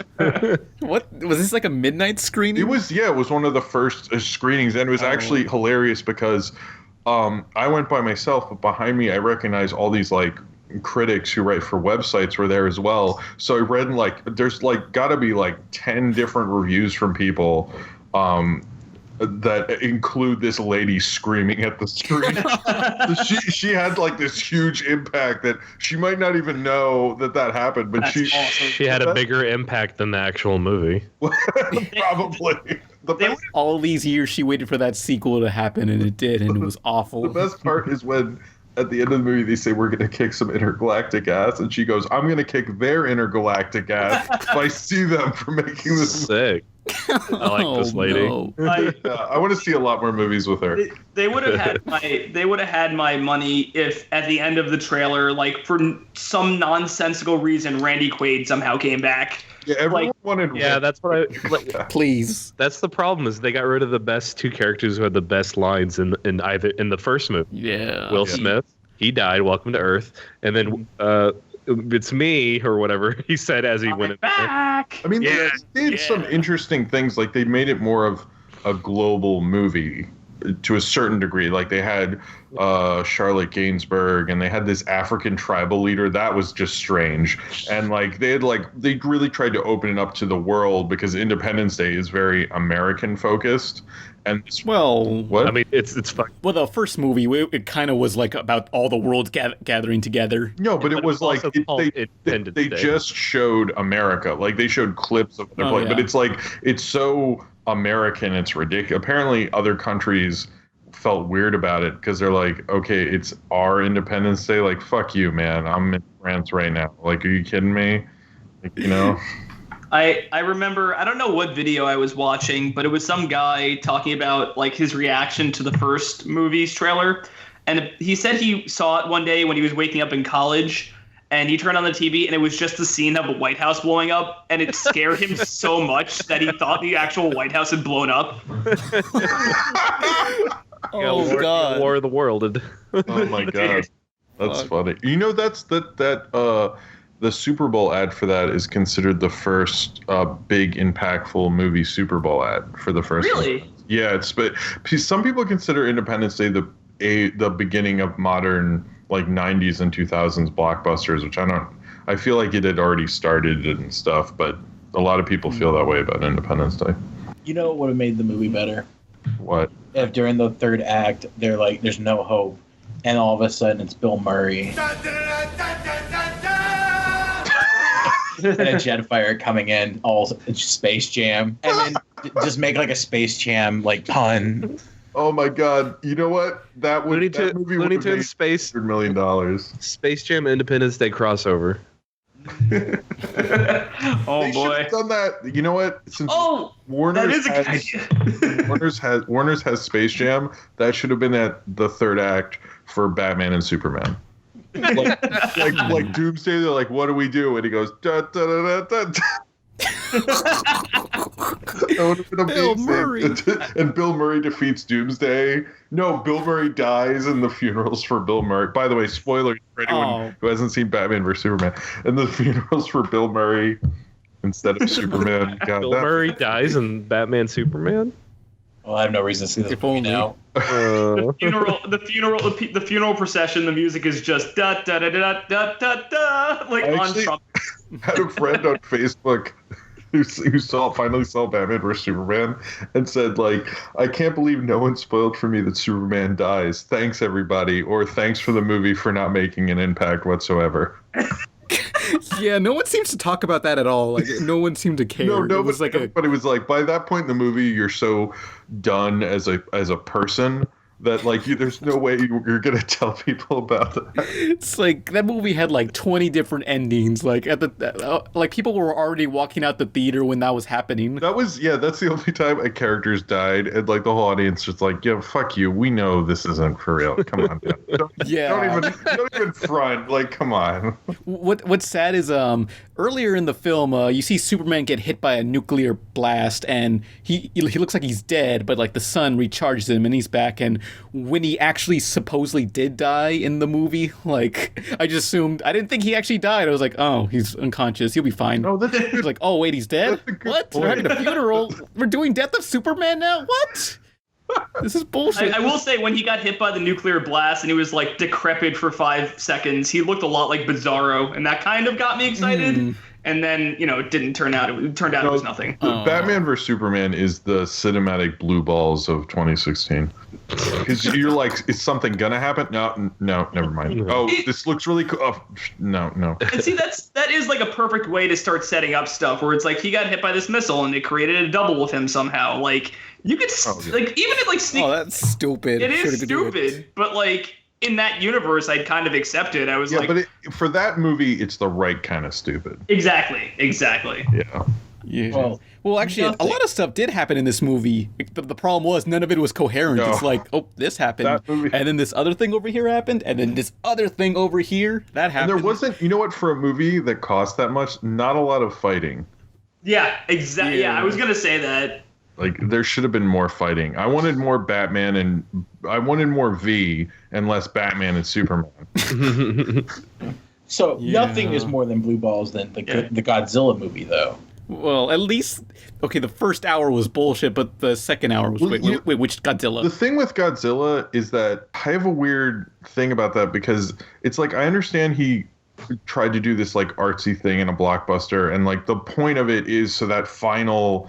Because you do get a release. This is getting creepy, but you do get a release with the fight at the end, and waiting so long makes that fight, which is a cool fight. It's really well done, but he sets it up so you're so pent up. It's like it feels amazing, but is it worth sacrificing the whole movie? I mean, when he rips the... I could not enjoy it. I was so angry about...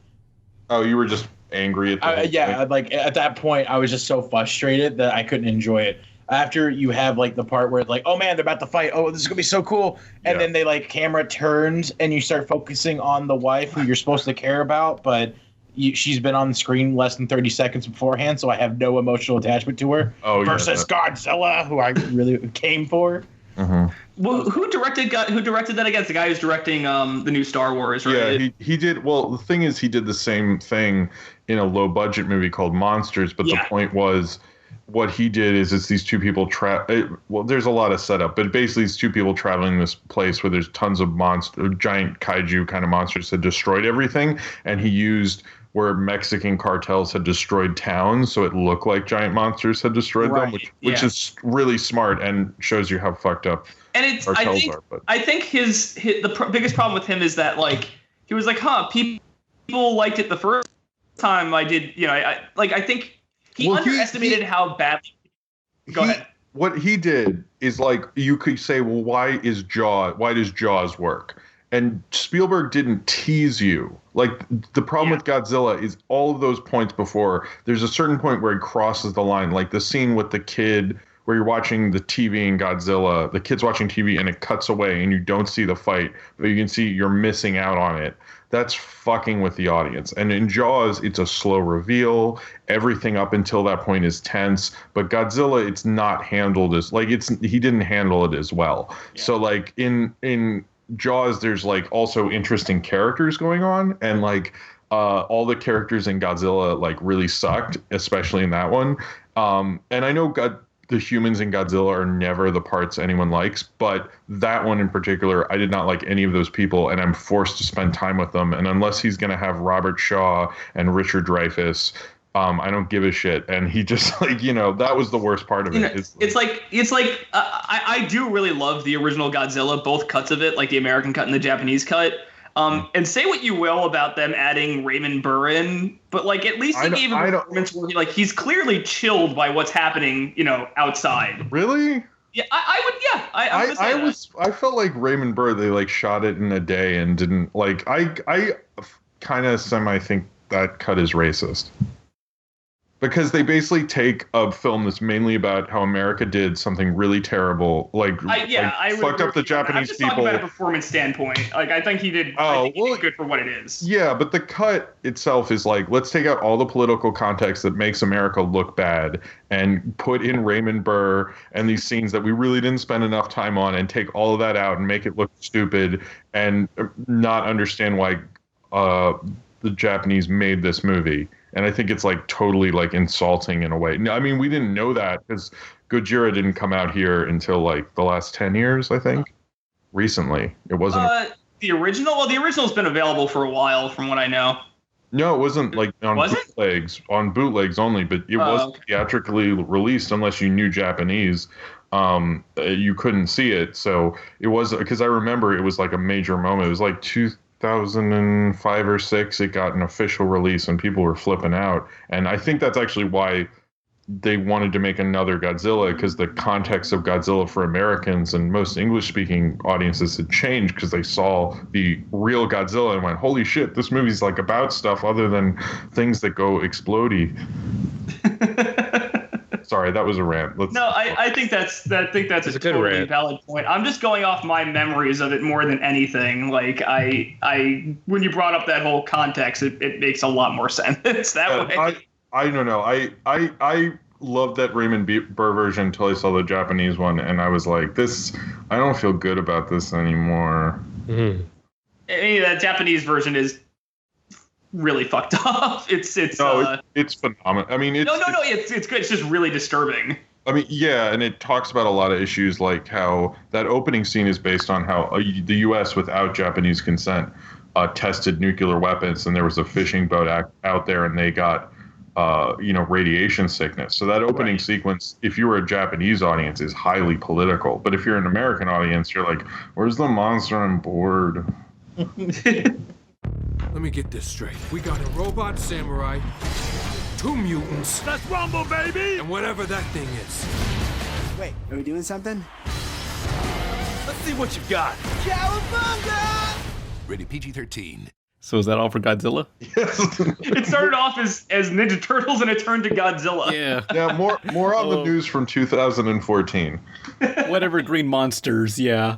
But going back to Ninja Turtles, I did like Cowboy. I mean, I was gonna say Cowboy Bebop, but Bebop and Rocksteady were the best parts of that movie. Yeah, they were well cast. The only Sheamus problem. from WWE played Rocksteady, right? And the guy from the Boondocks, the one who plays Uncle Ruckus, plays Bebop. Oh, okay. All right. My only issue with the bad guy side of Ninja Turtles is the fact that Shredder doesn't fit. No. You have this jokey Tyler Perry version of Baxter Stockman. You have the goofy Bebop and Rocksteady. You even have Krang fucking around with them. But Shredder in this version is one that would not take shit from any of this.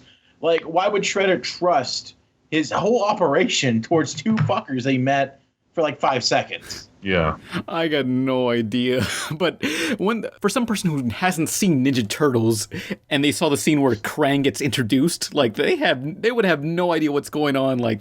Suddenly Shredder just gets teleported to some alien planet possibly, and this pink thing starts talking to him. What would a person who has never seen Ninja Turtles and doesn't know Krang think? I don't know, because I've seen Ninja Turtles, so I can't say. This must be so confusing for anyone who hasn't seen this. You know what actually didn't work is Casey Jones, I don't think. Oh, yeah, Casey. What Stephen Amell is known. Shit, not you, Casey Green, but Casey Jones. Oh, I know. Stephen Amell is no Elias Koteas. He turned down having a cameo in this. I'm not surprised at all. No. He's got better things to do. But they cut out the original April O'Neil, and she did shoot a cameo. People are speculating that they don't know if she really did shoot a cameo or she just appeared on set. Oh. Just a visit. Who knows? Okay, I'll give him. One thing for Casey Jones, when he's fighting Bebop and Rocksteady at the end, he trips and he lands in next to some a chair with wheels on it. For some reason, he thinks it's a good idea to get the wheels of this chair, this rolly chair, and tape it to the bottom of his feet and make roller skates right on the spot. Which for some reason, this rolly chair has wheels that are positioned the same way a rollerblades are, 4 wheels together. Which I've never seen a rolly chair do that ever. Oh, I have inline rolly chairs. They're amazing. They're intense, bro. I don't think you could handle it. I want to grind on rails while sitting down. Yeah. I do Tony Hawk moves while I'm editing. They really forced in just having Casey Jones doing roller skating moves in this film. Oh, and for some reason, remember Karai? She got her ass kicked by just April and that other guy, Will Arnett. Vern, but Arnett. Vern. This is Lego that Batman. was bullshit. You can't just have Megan Fox and Will Arnett just beat up Karai like that so easily. It's Okay. April O'Neil has a whole slew of problems. First of all, she's still a reporter, but she doesn't actually go to work. Yeah. And she doesn't sleep either because she spends all night with the turtles and then spends all day with Casey Jones. Like, she literally doesn't sleep. Like, I don't understand. Yeah, give her a mattress on the floor of that sewer at least, please. Also, what the fuck happened with Splinter? Why is he a completely different character now? I guess they redesigned him so he looks more cartoonish. No, it's not even his design. It's his personality. Before he was like, I'm an asshole. I'm a strict parent. To now being like, I'm goofy. Oh, He did that with him in Ninja Turtles 3, where it's just like, in the first movie he's very sage-like and he teaches the kids, and the second one he's got and the third one he's got like a lampshade on his head, just like Elvis in New Hawaii. Another funny. So many. And the fact you never see his feet. Yeah, James Rolfe summed it up. He basically looks like a puppet on Sesame Street because you never see his feet. He's always behind something. The majority of the movie, he's in the subway car, and you never see the bottom half of him because they just did not have the budget to do it. It's like, I don't know.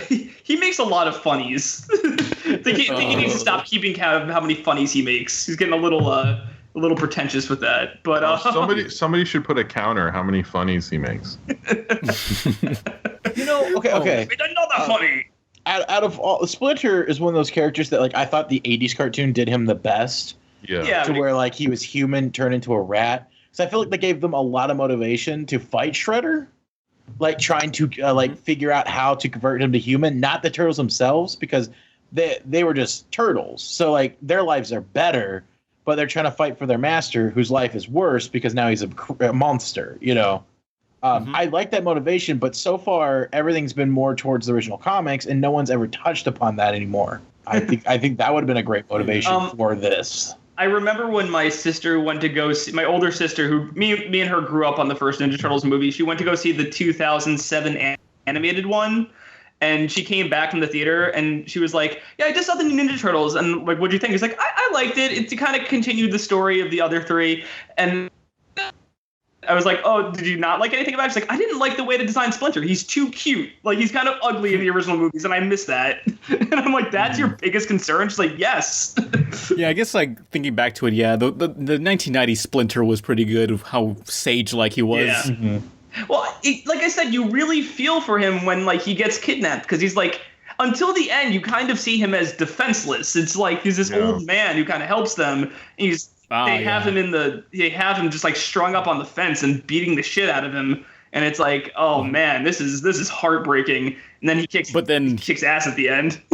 Yeah, just by throwing a Shredder off the building like that easily. It's in the end, Splinter's the most powerful character. That is kind of awesome. Yeah. And see, that's why I think that movie is so appropriate for sequels. The original was so appropriate for sequel to be sequelized, is because the Turtles still have a lot of learning to do to catch up to their master. I like that. That's actually kind of cool.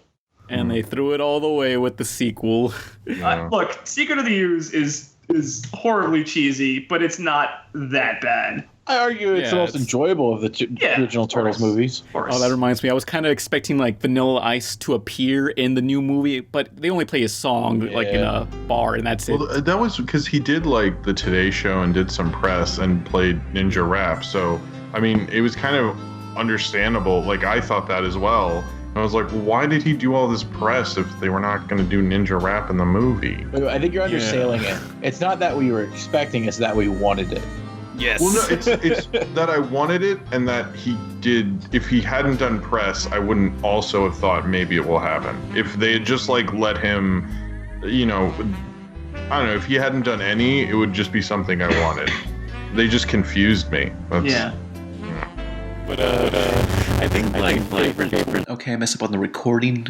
After this, all my audio became screwed up, but everyone else's audio is fine. So here's the rest of the podcast without my voice, and it's kind of somewhat coherent, but not really. So here it is if you want it. Otherwise, I don't know.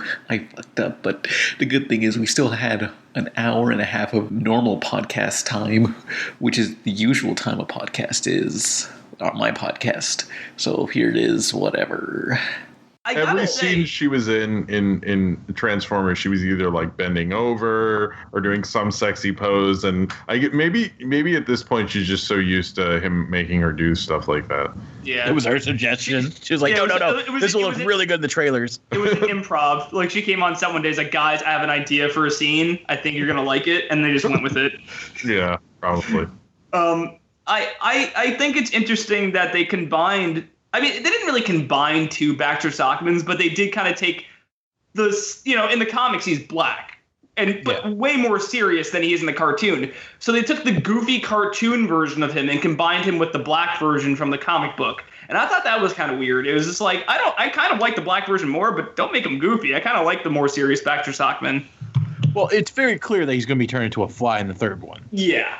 And I'm so upset by the fact that they didn't use the opportunity to make a fly pun, because there's a part where like Shredder dismisses him, and it's just, I think it's something just like, Baxter, get in the car or something, and it could have been like buzz off or no. He says you're what you'll always be, and then imbecile or something, and it's like such a good chance to be like you're a pathetic fly or something. Yeah, if in that third movie they fight Baxter Stockman on a bridge, I am down. Like if it's 2:30 a.m. like just like the beginning of the fourth game. 2:30 a.m. Big Apple. Yeah, exactly. I am down. I will be there if they do that. And then they fight Metalhead and Leatherhead simultaneously. No. Honestly, tell me this would not sell tickets, but if they brought Toka and Razor, and like the big like fight is between them and Bebop and Rocksteady. That would sell tickets.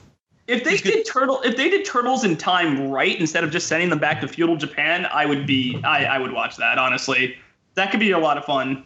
Wait, how would they do Turtles in Time right? I don't know. They just copied the plot of the arcade game. Wait. I got it. They send the animatronic Turtles to the new Turtles franchise and do like that Turtles Forever movie, but with the live action movies. Oh, that would sell. That would be huge. Yeah, those were pretty advanced for the time. They were. Yeah. Absolutely. Oh, you're amazing. Jim Henson said they were his favorite creation. I just liked. Yeah, when I was a kid, I liked that the Turtles swore a lot. Like that. It wasn't like, even now I don't consider like edgy. I'm just like, no, they're just from New York. They just swear a lot. Damn! Oh yeah. Ninja kick the damn rabbit. Oh yeah. But like bringing Toka and Razor as the better mutants, it story wise makes sense. Like it's almost too easy to do, so they're not going to. Yeah. Oh, Usagi Yojimbo? Yeah. They can't. That would be crazy. Because he's no longer attached to the Ninja Turtles franchise due to Nickelodeon wanting to own the complete rights to him for him to appear as a cameo, and the creator is not willing to do that. What's that? No, I think the original creator still owns the character fully. I definitely like the Easter eggs in the CGI movie where you see like the time scepter and stuff like that. I kind of wish they had pushed a lot more Easter eggs in this movie. Like I would have liked to see like in the corner of like their hideout or something, like Metalhead is there, like Donnie's working on Metalhead or something. Like stuff like that I tend to like because it doesn't add to the plot or anything, but it's like, oh, they've seen the original show. It's like they know what they're doing. Like they want a soft reboot from a reboot almost. It was like, yeah, it was like very set to the superhero origin story genre. It was like not anything special more than that. I did a storyboard for an episode, The Thin Yellow Line. Yeah, I was asked by Adam Muto, the showrunner at the time, and still is, if I wanted to. We're mutual just fans of each other's work, and yeah, I said, sure, I'd like to try. So I was just a guest storyboard with Emily Partridge on that episode. It aired earlier this year, I think. Yeah, I think they haven't done any in a long time, I don't think, recently. Yeah, it aired back in March of this year. Well, it's nobody's new favorite show anymore. Yeah. 6 hours of Teen Titans Go! The new Johnny Test for them, that's for sure. Fair enough. So I recently found out that this is kind of related, but kind of not. Lego Scooby-Doo is a DVD now. Mm-hmm. And like I made a joke on Twitter, like, who fucked asked for this? And one of my buddies has friends that worked on the show, and he was kind of like, hey, that paid people's jobs. And it's like, it's not that we don't appreciate the fact that these give people, you know, a career and they have something they can build off of. And not everyone gets to work on a show that they're fans of, you know. Sometimes you have to take a gig to take a gig. But like a lot, you know, like for example, I do the Yo Mama and Animeme stuff, and in the past I've had people be like, oh, you work on Animeme, you work on Yo Mama jokes. I used to have, you know, I used to like you, and it's like all of a sudden my value's less because I get you know, I pay my bills, but basically. But I don't want to be like a dick about it, but it's one of those things where like I just wanted to mention on here that like just because someone worked on something doesn't mean they're not of talent, and just because you don't like it doesn't mean that it doesn't have a place in this world. I mean, like Lego Scooby-Doo seems kind of weird, and it clearly has an audience because it got made, and I don't see the point. But some like 8-year-old, 12-year-old, 7-year-old kid that's his favorite movie now. Yeah, and that's okay. I'm still surprised Scooby-Doo is still such a modern thing now. I just I finished the first season of Mystery Inc. and I really like that. So it's the only great show. It's like the only good one. Yeah. Well, Scooby-Doo on Zombie Island's pretty solid. Oh, that was the first. That was their first movie after a while, wasn't it? Yeah. It was like a renaissance. It was like the Scooby Renaissance, the great Scooby Renaissance of the 90s. It kind of was. Yeah. Monsters were real that time. That was the big seller. Except for before the show got canceled, or before, you know, between that hiatus between Zombie Island and the last show, they were doing real monsters from like 13 Ghosts had real monsters in it. 13 Ghosts of Scooby-Doo. Anything with Scrappy. That was just Shaggy and Scooby. Those were like non-canon entities. That was them getting Scrappy. We don't talk about him, but he was there. Those side series with the Ghoul School and 13 Ghosts are just they don't count because they're just Scooby and Shaggy getting high and thinking they're talking to monsters. That's half all the gang was in 13 Ghosts. Daphne kept having to tell them, like, dude, I don't know what you're talking about. There are no ghosts. What the fuck is there? Who brought this kid? His name's Flim Flam? That's bullshit. that new show had one funny joke with Daphne and the sock puppet. That was kind of funny, and then everything else in that show is garbage. It's great because like Mystery Inc. had the best Daphne we've ever seen. Oh yeah, I agree. Yeah. Followed by, okay, we don't know what the fuck to do with Daphne. We'll just give her a gimmick every episode. That show has a really cool. Mystery Inc. has a great theme song by Matthew Sweet too. I gotta like that. That's probably my favorite theme song, and I'm a big fan of his. And like I saw him doing that, I was like, yes. Did he do on the Saturday morning cartoons? Yes, he did the Scooby-Doo theme. Yeah, his was really good. I love that CD. I work at a record store, and the first day I was there, I took that home. Or the Gigantor by Helmet, or I listened to that. That was like 95. If they ever did a Gigantor movie, I would want that Helmet song to be in the trailer. Yeah. That would be great. No, it's an awesome song. Gigantor. Yeah. Saturday morning cartoons greatest hits. Look it up. Yeah. There's a VHS with Drew Barrymore promoting that. What? Yeah. Wow. Okay. No, I didn't. Oh, can I ask Casey a question about the Adventure Time storyboard thing? Sure. How did it feel to like go from seeing your sketches and then actually watching the episode fully for the first time? And did you get to see it as it aired, or did you get to see like a pre? I saw it. I didn't get to see it beforehand because the Cartoon Network is always weird about like people ripping stuff or whatever, like early leaks and whatnot. And I already had a Amazon subscription to that season of Adventure Time, so I was like, I'll just wait for it to come out. It was actually really cool. I didn't actually do the entire storyboard process. I did the writing and basic layout, and then you're supposed to revise everything after everything's cool. But I was like, I don't want to draw everything over again. I was a weird baby about that. But so Emily actually took over my part of doing that too, which was like great. I let her do that stuff. That was cool. But it was really good to see. It was really like it was like a weird childhood dream come true to see like my little faces every now and then, and like Jake's head or whatnot. Maybe if I asked, but right now I'm sort of feeling out how I want to approach it, how I want to do anything, because I like doing comics. It's like my first passion. But I'd be lying if I said that I'd never want to try animation again, because I hear like plenty of horror stories, and I can like guess like how much they have to work on one thing all the time. Like I always think about Adventure Time and how that has, I guess, 7 or 8 seasons now, and it's only been out for 6 years maybe. Yeah. So like they're pushing that shit to its limit almost. So like in my head, I'm like, I'll give myself 5 years to sort of wrap things up with comics, or just like ideas and stuff I want to do, and I might actually go and try the animation as an actual job later. Yeah, it was really tough learning that with the storyboard thing, which they were cool enough to be like, you can't change the pose as often because everyone has to draw that background, you know, even if it's just something like underneath like the banana guard's feet, because I had a joke that wasn't that was sort of cut for mine, where they Finn and Jake bow with the banana guards to pray to the statue of Bubblegum, and I had a joke where Jake's face came down to his foot to be like, Finn, what are you doing?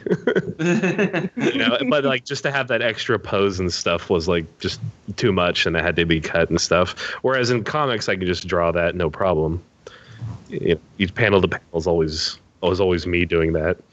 So I had to sort of learn to be more restrained in that way. I do a comic right now called He is a Good Boy, about a acorn who's left his tree. And there are just, it's kind of slight horror, sci-fi, and also just him learning about himself and being a piece of shit also. This one I'm doing right now is very focused on classic Looney Tunes. Those 2 Bugs Bunny Mad Castle shorts. There's 2 bugs. There are 2 different Bugs Bunny shorts where one he went into a big crazy castle for like the night or something, or like he was dragged to it, and one where he just sort of was in the same castle. They were almost the same cartoon, but just the little changes. Like the first Mad Doctor looked like Peter Lorre, and the second Mad Doctor not. And it had that ether joke at the very end where they were just running really slow. They almost have the same kind of jokes because it has Gossamer in both of them, but he's called like a different name in like the first or something. I could have sworn he was called Big Red at one point, but I could be totally wrong. His official name is Gossamer, but he had a completely different name in either the first or second short. It's funny because when I used to get I used to mix up Gossamer and Sweetums from Muppets because they both have really weird names. Yeah. The very, very, very nice velvety names for their awful exterior. Yeah, I mean, that character was used in like 3 different Looney Tunes shorts, and in 2 of them he was like officially named Gossamer by like Chuck Jones or whatever. You figure he would have been in Space Jam because he has pretty cool sneakers. He could play basketball. He probably was in the background at some point. I think he's in the crowd. They had so many like just extra bullshit characters that no one knew about, like Dover the 2 Boys. mice. The 2 mice, yeah. They should have duplicated Bill Murray into the crowd a bunch of times if anybody would notice. He's just sitting in the crowd a bunch of times. Yeah, it's like in a crowd in a video game, you know, like 2D sprites just duplicated once, like ad infinitum. Pan mentioned that show Game Over on UPN where shit, I remember that stupid show. I remember there was the joke was there was a joke where the daughter had to take an aptitude test to see what character she could be in a video game, and the result she got was background character cheering, and it was only like you become like 2 pixels of putting your hands up and down. Wow, that's like a really good joke that I wouldn't expect out of this awful looking show. There were some decent episodes of that show, but it was a little ahead of its time in terms of people catching on to gaming culture, and it wasn't just the humor wasn't quite there yet. Yeah, I'll admit I've never seen it, but I remember seeing like previews for it, going, "Oh boy, yeah, here we go." Just tugging my collar. Another one of these shows. What was the story behind their fucking stupid purple pet? It was like a walrus with shit. I gotta look this up because I've never actually seen this show. Sorry. I used to get that show and Tripping the Rift like mixed up all the time.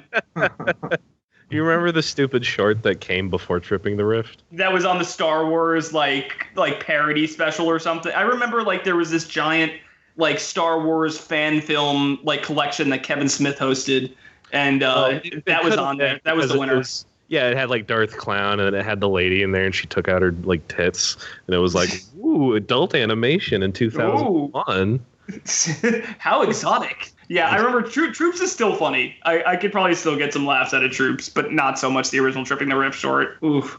I'm looking up this Game Over show again. This animation has not aged well. No, it looks awful. Their dumb purple pet was played by none other than comedian Artie Lang. Artie Lang. Yeah, I saw his name on there. I was like, I know exactly who he plays. And of course, Patrick Warburton is the dad. Of course. Yep. Oh, this is like the most early 2000s cast I've ever seen in my life. It's Rachel Dratch, Artie Lang, Lucy Liu, and Patrick Warburton. That is an early 2000 cartoon. Yeah. Only two of them are still doing She still has a career. She's on Elementary. She's great on that. Oh yeah, I used to see her everywhere. Wasn't she also the voice of Babe? Yes. No. That was Christine Gavon. Oh, okay. Yeah, the voice of Gosselin from Darkwing Duck. Yes.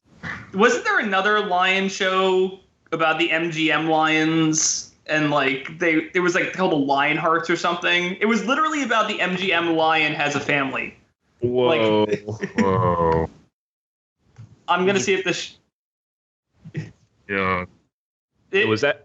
It's real. It's a real cartoon. I did not make this up. Oh my god. I'm looking it up. It's from 98. Leo Lionheart. I don't remember this show. It's an MGM that aired on Sunday. And he wears a big dumb Cosby sweater. Is this one of those cartoons? Is this one of those cartoons that aired on like Sunday? Yes, we talked about this last time about Sunday cartoons. Yeah. Actually, it does say aired on Saturday and Sunday mornings, which pretty much means it aired on Sunday mornings and in a few Saturday mornings at 6 a.m. Yeah. Oh God, that was like. Do you remember the Attack of the Killer Tomatoes cartoon? That was a good show. That was a pretty good show. I really like. I like the idea of Fuzzy Tomato. Yeah. Man, I haven't watched. I think wasn't one of the Attack of the Killer Tomatoes sequels like it was like super meta. Like they talked about how they're running out of money. No, that was the first one. Yikes. That wasn't even a sequel. That was straight in the first one. The second Attack of the... Yeah. No, the one with George Clooney, that's like the 80s one, and they get an endorsement, and suddenly they can do all this stuff. And that happened in the first one also. I posted that to my... I was just thinking about that scene and how... like kind of funny George Clooney was in it because he's really trying. Yeah. And I feel like Wayne's World kind of ripped that off. Revenge of the Killer Tomatoes is the one with George Clooney. Okay. A guy comes into their restaurant and he's giving him like all these brand products, and then the main character steps into the screen and George Clooney's like, "Hey buddy, have a Crest," and he just holds up a Crest toothpaste. Wow, there's 4 Attack of the Killer Tomato movies. There was a remake. One's the best. Second one's the best one. There's a remake in the works. There is? There was. I mean, that was like 10 years ago. Well, how could they follow up Killer Tomatoes Eat France? Well, it was a reboot remake that was going to be directed by the guys who did the Ask a Ninja. Oh, okay. I thought it'd be like Yeah. But it's been over like 10 years. Yeah. Well, first of all, Kid wanted to be a politician at one point. I remember that. Kid and Play were like actually doing catering, and they just happened to be there, so it worked out.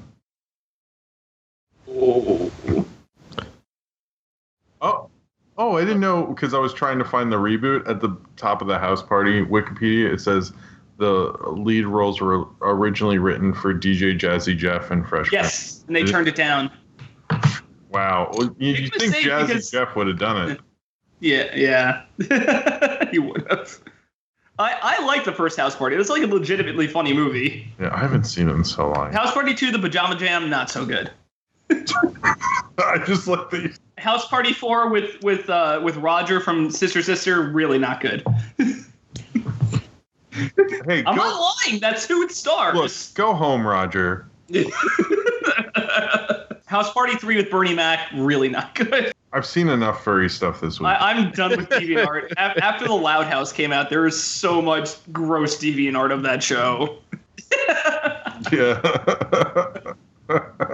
It's just turned into like medieval stuff now. You know, one of my favorite shows of all time, Undergrads, which was an MTV show that ran for a season, had a cliffhanger, and people are still pushing for that to get like a movie or a second season. And it's actually kind of working. They're working on it at this point. So, you know, it does end up. I mean, like, you never know what'll happen. So there's really no risk in doing that. I think instead of rushing like a kind of like an ending that wouldn't make sense. I think cliffhangers. You know, if you really don't know how to end your show, cliffhanger might not be the worst thing to do. Yeah. It's become such a trope, though. Oh, I remember reading about or hearing about that. I think Well, because a lot of just time, playing with everything. isn't most of the shows they're told that there might be another season, so they feel okay with it, and then Yeah, it doesn't happen. Yeah, they're trying to like they get people interested in the show with like, and then those people write in or Google or tweet at the whatever to be like, we want more of this. We want more of Gary and Steve. We want more Gary the Rat. Oh, Gary and Steve. Oh my God. We want more Duckman. You know, they all just try to do. That was the claymation one, right? With the two dudes. With Harlan Williams and some other guy voicing the main characters. Yeah. I remember there's one joke in that for some reason me and my friend found really funny, and it's when one of them is in like a bathroom stall and there's a creepy guy in the next stall. Yeah. And he's just, what you doing there? Pooping? His eye coming out of the glory hole. Yes. It's called Gary and Steve. Yeah. It was on. Yeah. It was another UPN show. It was like animated by like Will Vinton or something. Yes. The same dudes who did the PJs on Fox. Gary and Mike TV show. That's what it is. Gary and Mike.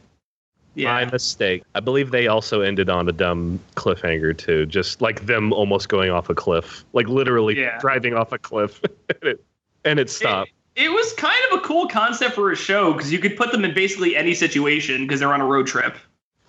But it's such a dumb tease that like I hate when they just go to that.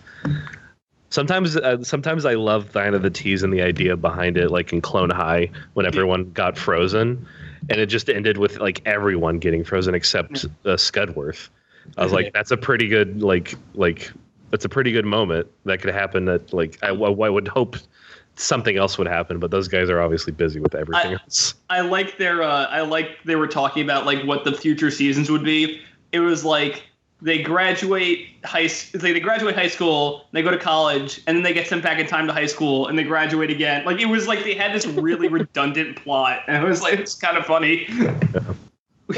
When I interviewed the guy from Abandoned Pools who does the theme song, he was talking about how like he was in the middle of all that. He was watching it all happen. He was just like, yeah, it's a real shame because they were really intelligent, had like a lot of good ideas for future seasons. So it's a shame. It sucks. Well, it worked out because they get to do a Star Wars, so. Yeah. Those dudes are doing a lot of more cool shit, so I'm totally cool. Yeah. Like between them and then the Rufio or what's Russo brothers? Russo brothers, yeah. Like those two guys are like the best duos in Hollywood. Yeah. No, they can't make bad. I like I mean, I love Clone High and I really liked Cloudy with a Chance of Meatballs, but they really won me over with 21 Jump Street because I had no expectations for that movie whatsoever. I went into it and I was laughing so hard, and I was like, that was way better than I expected. I think that's where they work their best, is even with like when I first saw the ads for Clone High, I was like, I wasn't interested, and then I saw it and I go, I love this show. And same with the 21 Jump Street, or both the Jump Street movies, Lego Movie. Like every time, if you see a movie from them and you're like, there's no way anyone could make a good movie out of that. They're excellent at it. I don't know. Cloudy with a Chance of Meatballs was fucking fantastic. Yeah. Oh, exactly. Another example. We're not even like talking about their TV shows.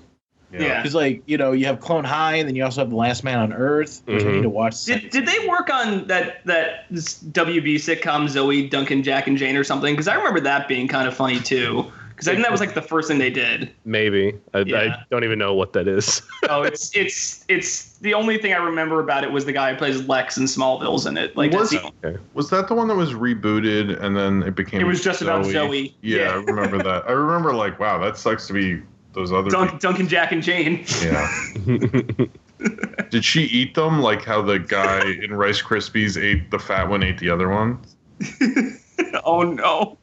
Because that would be a really cool way to do it. Oh, Selma Blair with Zoe. Okay. Yeah. Oh. Yeah. And I can't really think of any moment where it sort of worked at all. Mm-hmm. Maybe Venture Brothers, because they ended on a big cliffhanger and it took them like a year and a half for the second season to come out. But I can't think of they any did a good fake out with it too. Yeah, I can't think of any other season or old show that did a cliffhanger ending and got back on. Oh, actually, I talked about this last night on Gable Stream, but this is the weirdest ad I've ever seen. I was up at 3 a.m. watching TV in various states of sobriety, and then suddenly this ad came on. Go, look at you. Sorry. Okay. Look at you. Awake on a weeknight, 3 a.m. watching crap TV, not even sober. What are you doing with your life? And all this stuff. I was like, I felt like really like hurt and like vulnerable. But then I do not know what it was advertising. But yeah, it was like, and I was in college. You're on the couch, you're watching TV, and your life is passing you by. You keep procrastinating over and over. Well, maybe I'll go to school next year, maybe next semester. No, do it right now. They'll work with you after work, or you can go before work. You can do whatever you need to do to graduate. Go talk to somebody right now. They out to help you. And he looks like your dad, and you're like, I'm sorry. Oh no, I think those are the newer ones. I got a guy in a suit in a like shitty high-8 camera just yelling in his office at you, and you're like, I'm so sorry. I haven't done Sorry, sir. I'm sorry. I'm sorry. I'm up at 2:30 in the morning watching Degrassi reruns. It's a rough period for me, man. I didn't see these commercials when they aired, but I watched like an interesting YouTube video about them. There were these like paid programming commercials by this guy who was trying to sell gold to you. He just called himself Santo Gold, and he tried to like promote his business to make movies. It's really weird. If you look up Santo Gold, I think the guy who did the video on him was Oddity Archive or something. It's really fascinating. Like he got taken to court by the government for selling fake gold and stuff like that and fake credit cards. Mm-hmm. It's really weird. And he kept trying to promote this movie through the gold commercials. And this movie was only shown once in one theater. And it's like a lost piece of media that nobody's ever seen except for like 2 or 3 people. Oh and it's very fascinating. So yeah, search Santo Gold. The only reason he was ever really relevant was because that singer Santa Gold was originally named Santo Gold, and he tried to sue her, so she changed her name. I don't know. Apparently, he's still trying to run his gold thing. Yeah, the commercials are kind of creepy. Like they're telling you about the gold and stuff, and like, but in the middle of the commercial, it's like today's tip of the day, like say something nice to somebody. It's like a weird Tim and Eric sketch almost. And I'm just like, what the fuck is this? It's really creepy. If you just search Santo Gold commercials, they'll probably come up. But they're very bizarre. It's like something that could have only existed in the 80s. And the film, by the way, I haven't even talked about the film. It's some like alien wrestling comedy. And I'm like, what the? It's you know, if I had $1 for every alien wrestling comedy that I had seen, I would be a millionaire.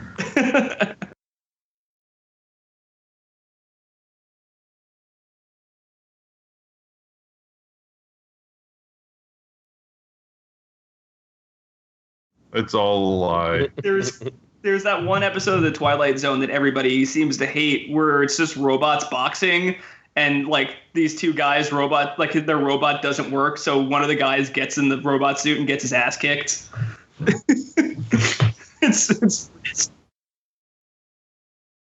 I'm sure. Yeah. I'm absolutely sure they ripped off that episode of the Twilight Zone. Oh. Really? Yeah. I didn't know that. Because it was that and The Box that came out around the same time. They're trying to make movies out of Twilight Zone sketches, basically. Or it's not sketches, episodes. They're They're not funny. I'm sorry. Speaking of Twilight Zone stuff, I found out that one of my favorite movies, it's one of my recent favorite movies, was supposed to be the Twilight Zone movie from the 80s.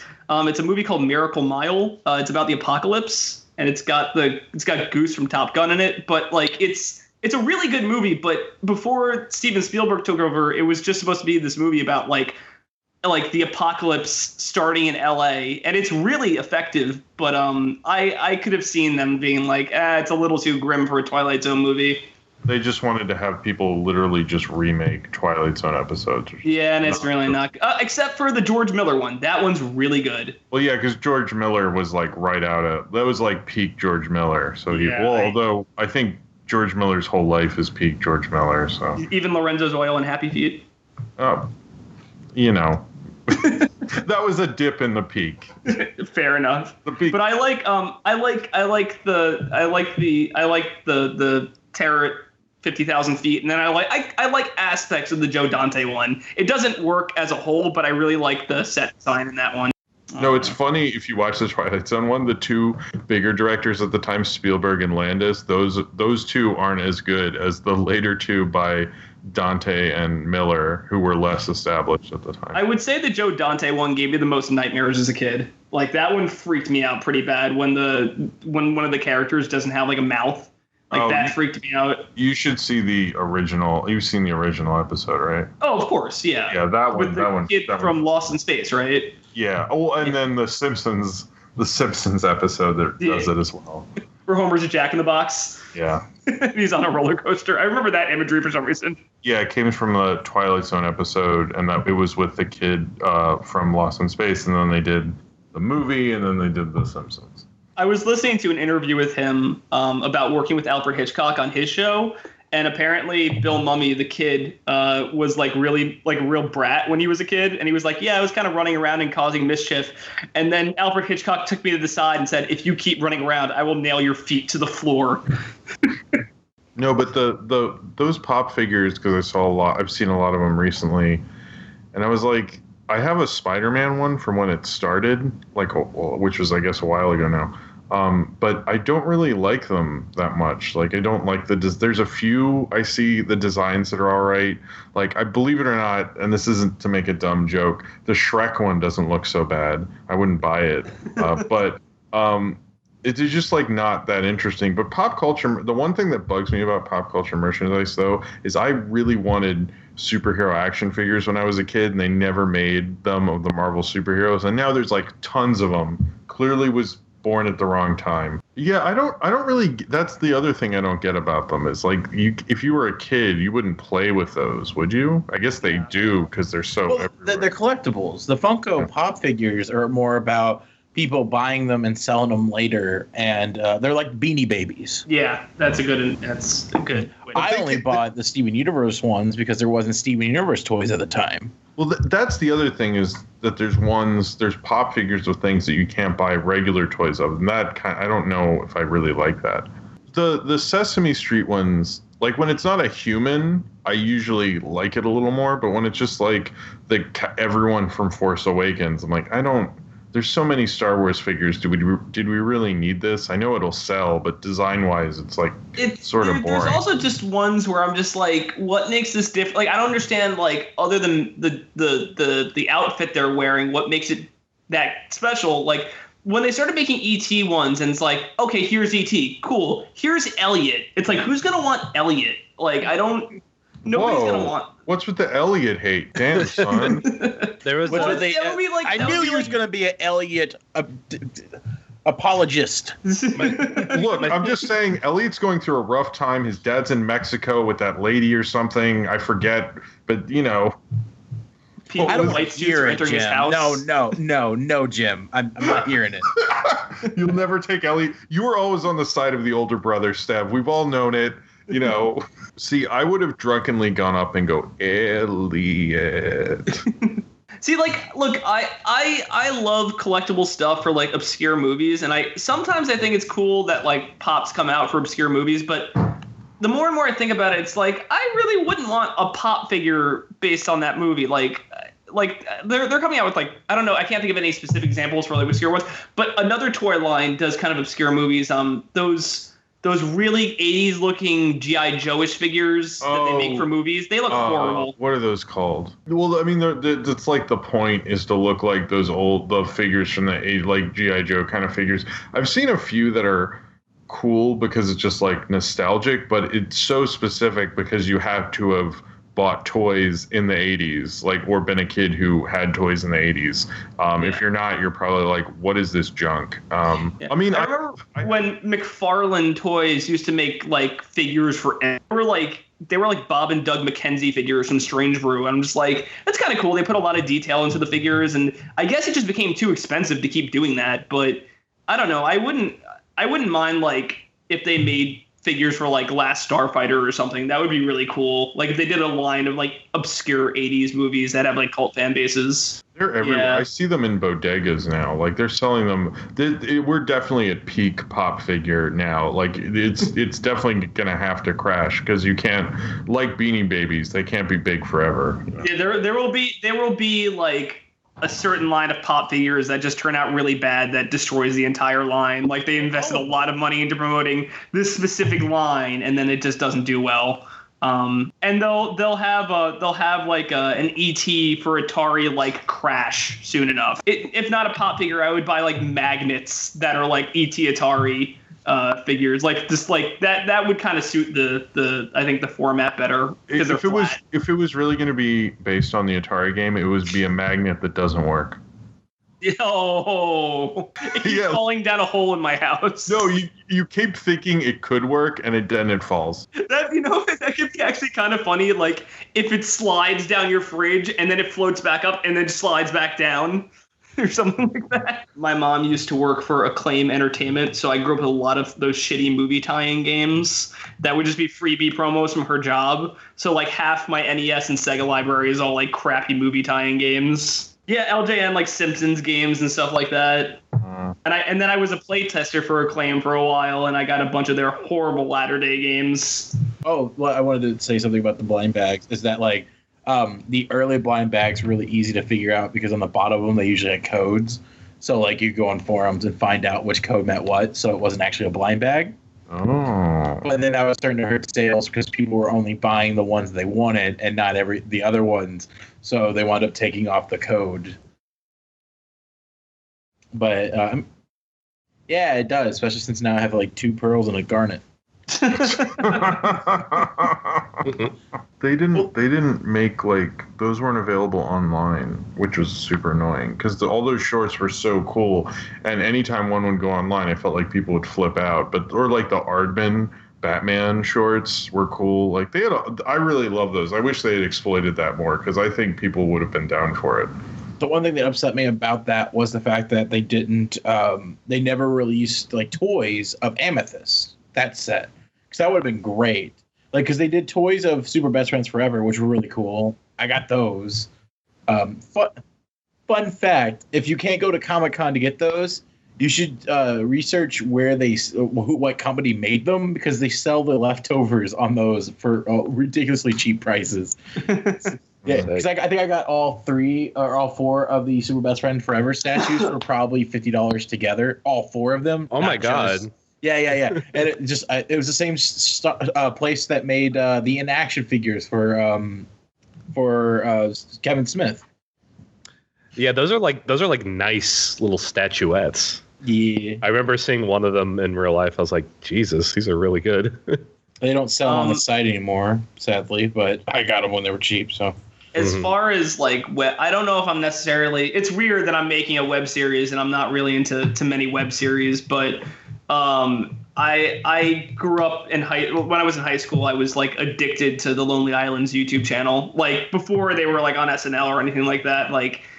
Well, they had their own website for a while, and then they transitioned over to YouTube, I think, after Lazy Sunday. But I remember going on that website and watching, they had a short called NES Cartoon Hour or something like that. And there's a cat in a tuxedo riding a wave. I loved, it was just like this really like big absurdist comedy channel. And that was like how I got into like, I think that's how I kind of like broke away from like mainstream movie and TV comedy to kind of starting to understand like there are other ways to make people laugh other than just like doing dick and fart jokes basically, and which they do, but you know, like it's just weirder. Like I always liked that it was like a weirder kind of comedy, and then of course it did Awesome Town and all that stuff. But like those early shorts are great. I especially like their the 2 episodes of that show they did, which is just called The Lonely Island.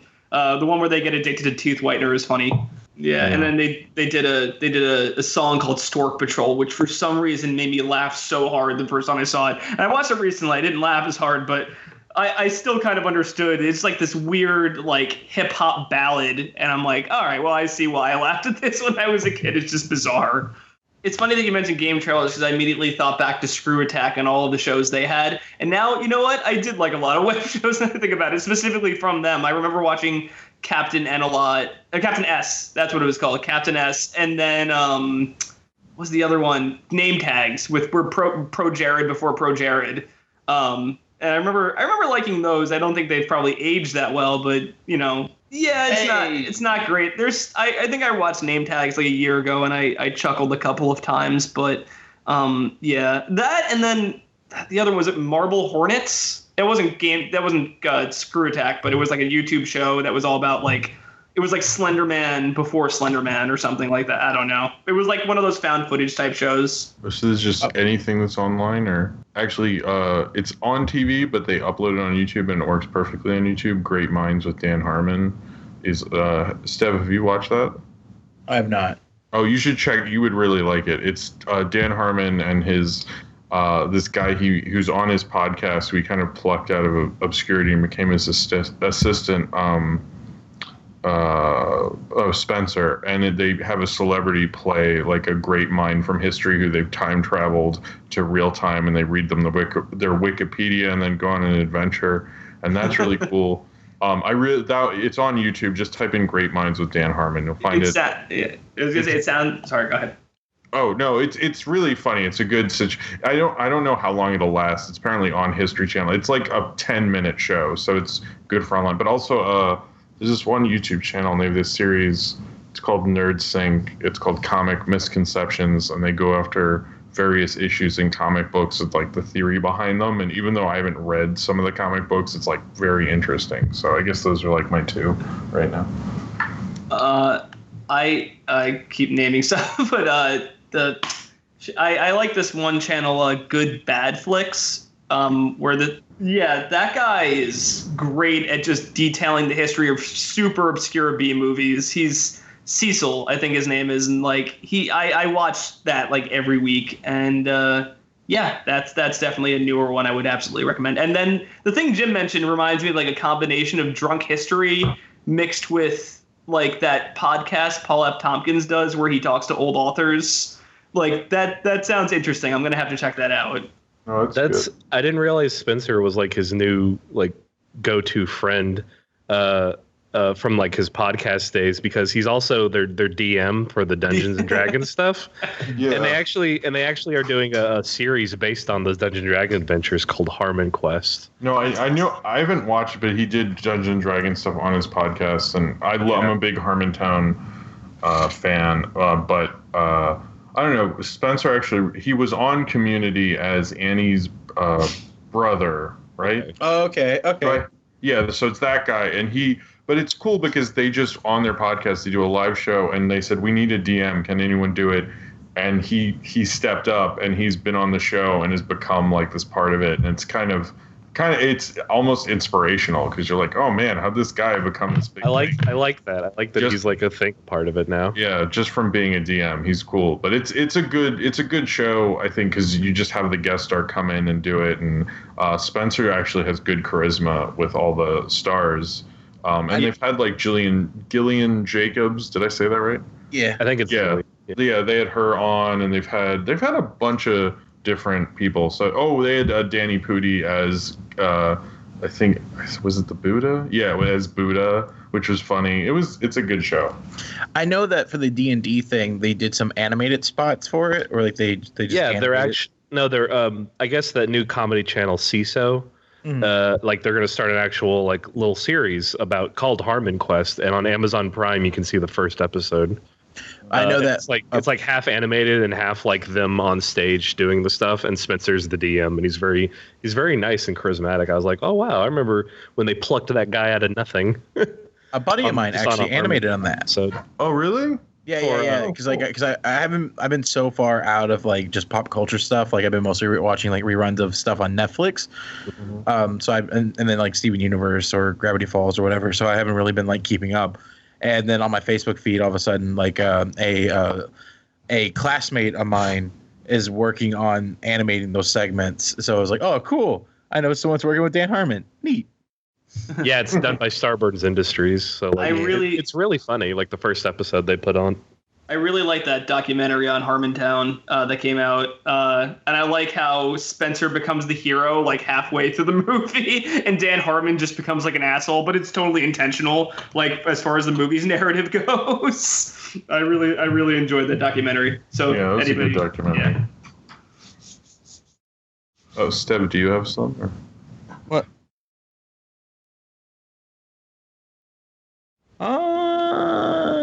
Like serial like stories or what? Yeah. I mean, you heard our recommendations; they were all over the place. Yeah, I'm honestly blanking. And there hasn't been like a lot of like YouTube shows or anything that I'm like watching each week. You know. I know. I really like Wisecrack.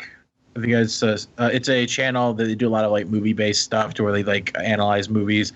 One of my favorite ones is Hidden Meetings, and it's like it's done in the style of the narrator is an alien from the future looking at ancient Earth artifacts, and so like they explain deeper meanings of movies or TV shows, but at the exact same time the humor involved with him like obviously getting things wrong because he doesn't understand Earth customs. Interesting. And they have a huge amount of different shows on there. Another one's 8-bit. What's it called? Philosophy. 8-bit philosophy, where they're talking about like just different like mental things, and then they have these really awesome 2D animated video game styled things to demonstrate what they're doing. Yeah, I've seen that before. That is a good show. So right now, that's kind of like my go-to channel for when I want to put something up.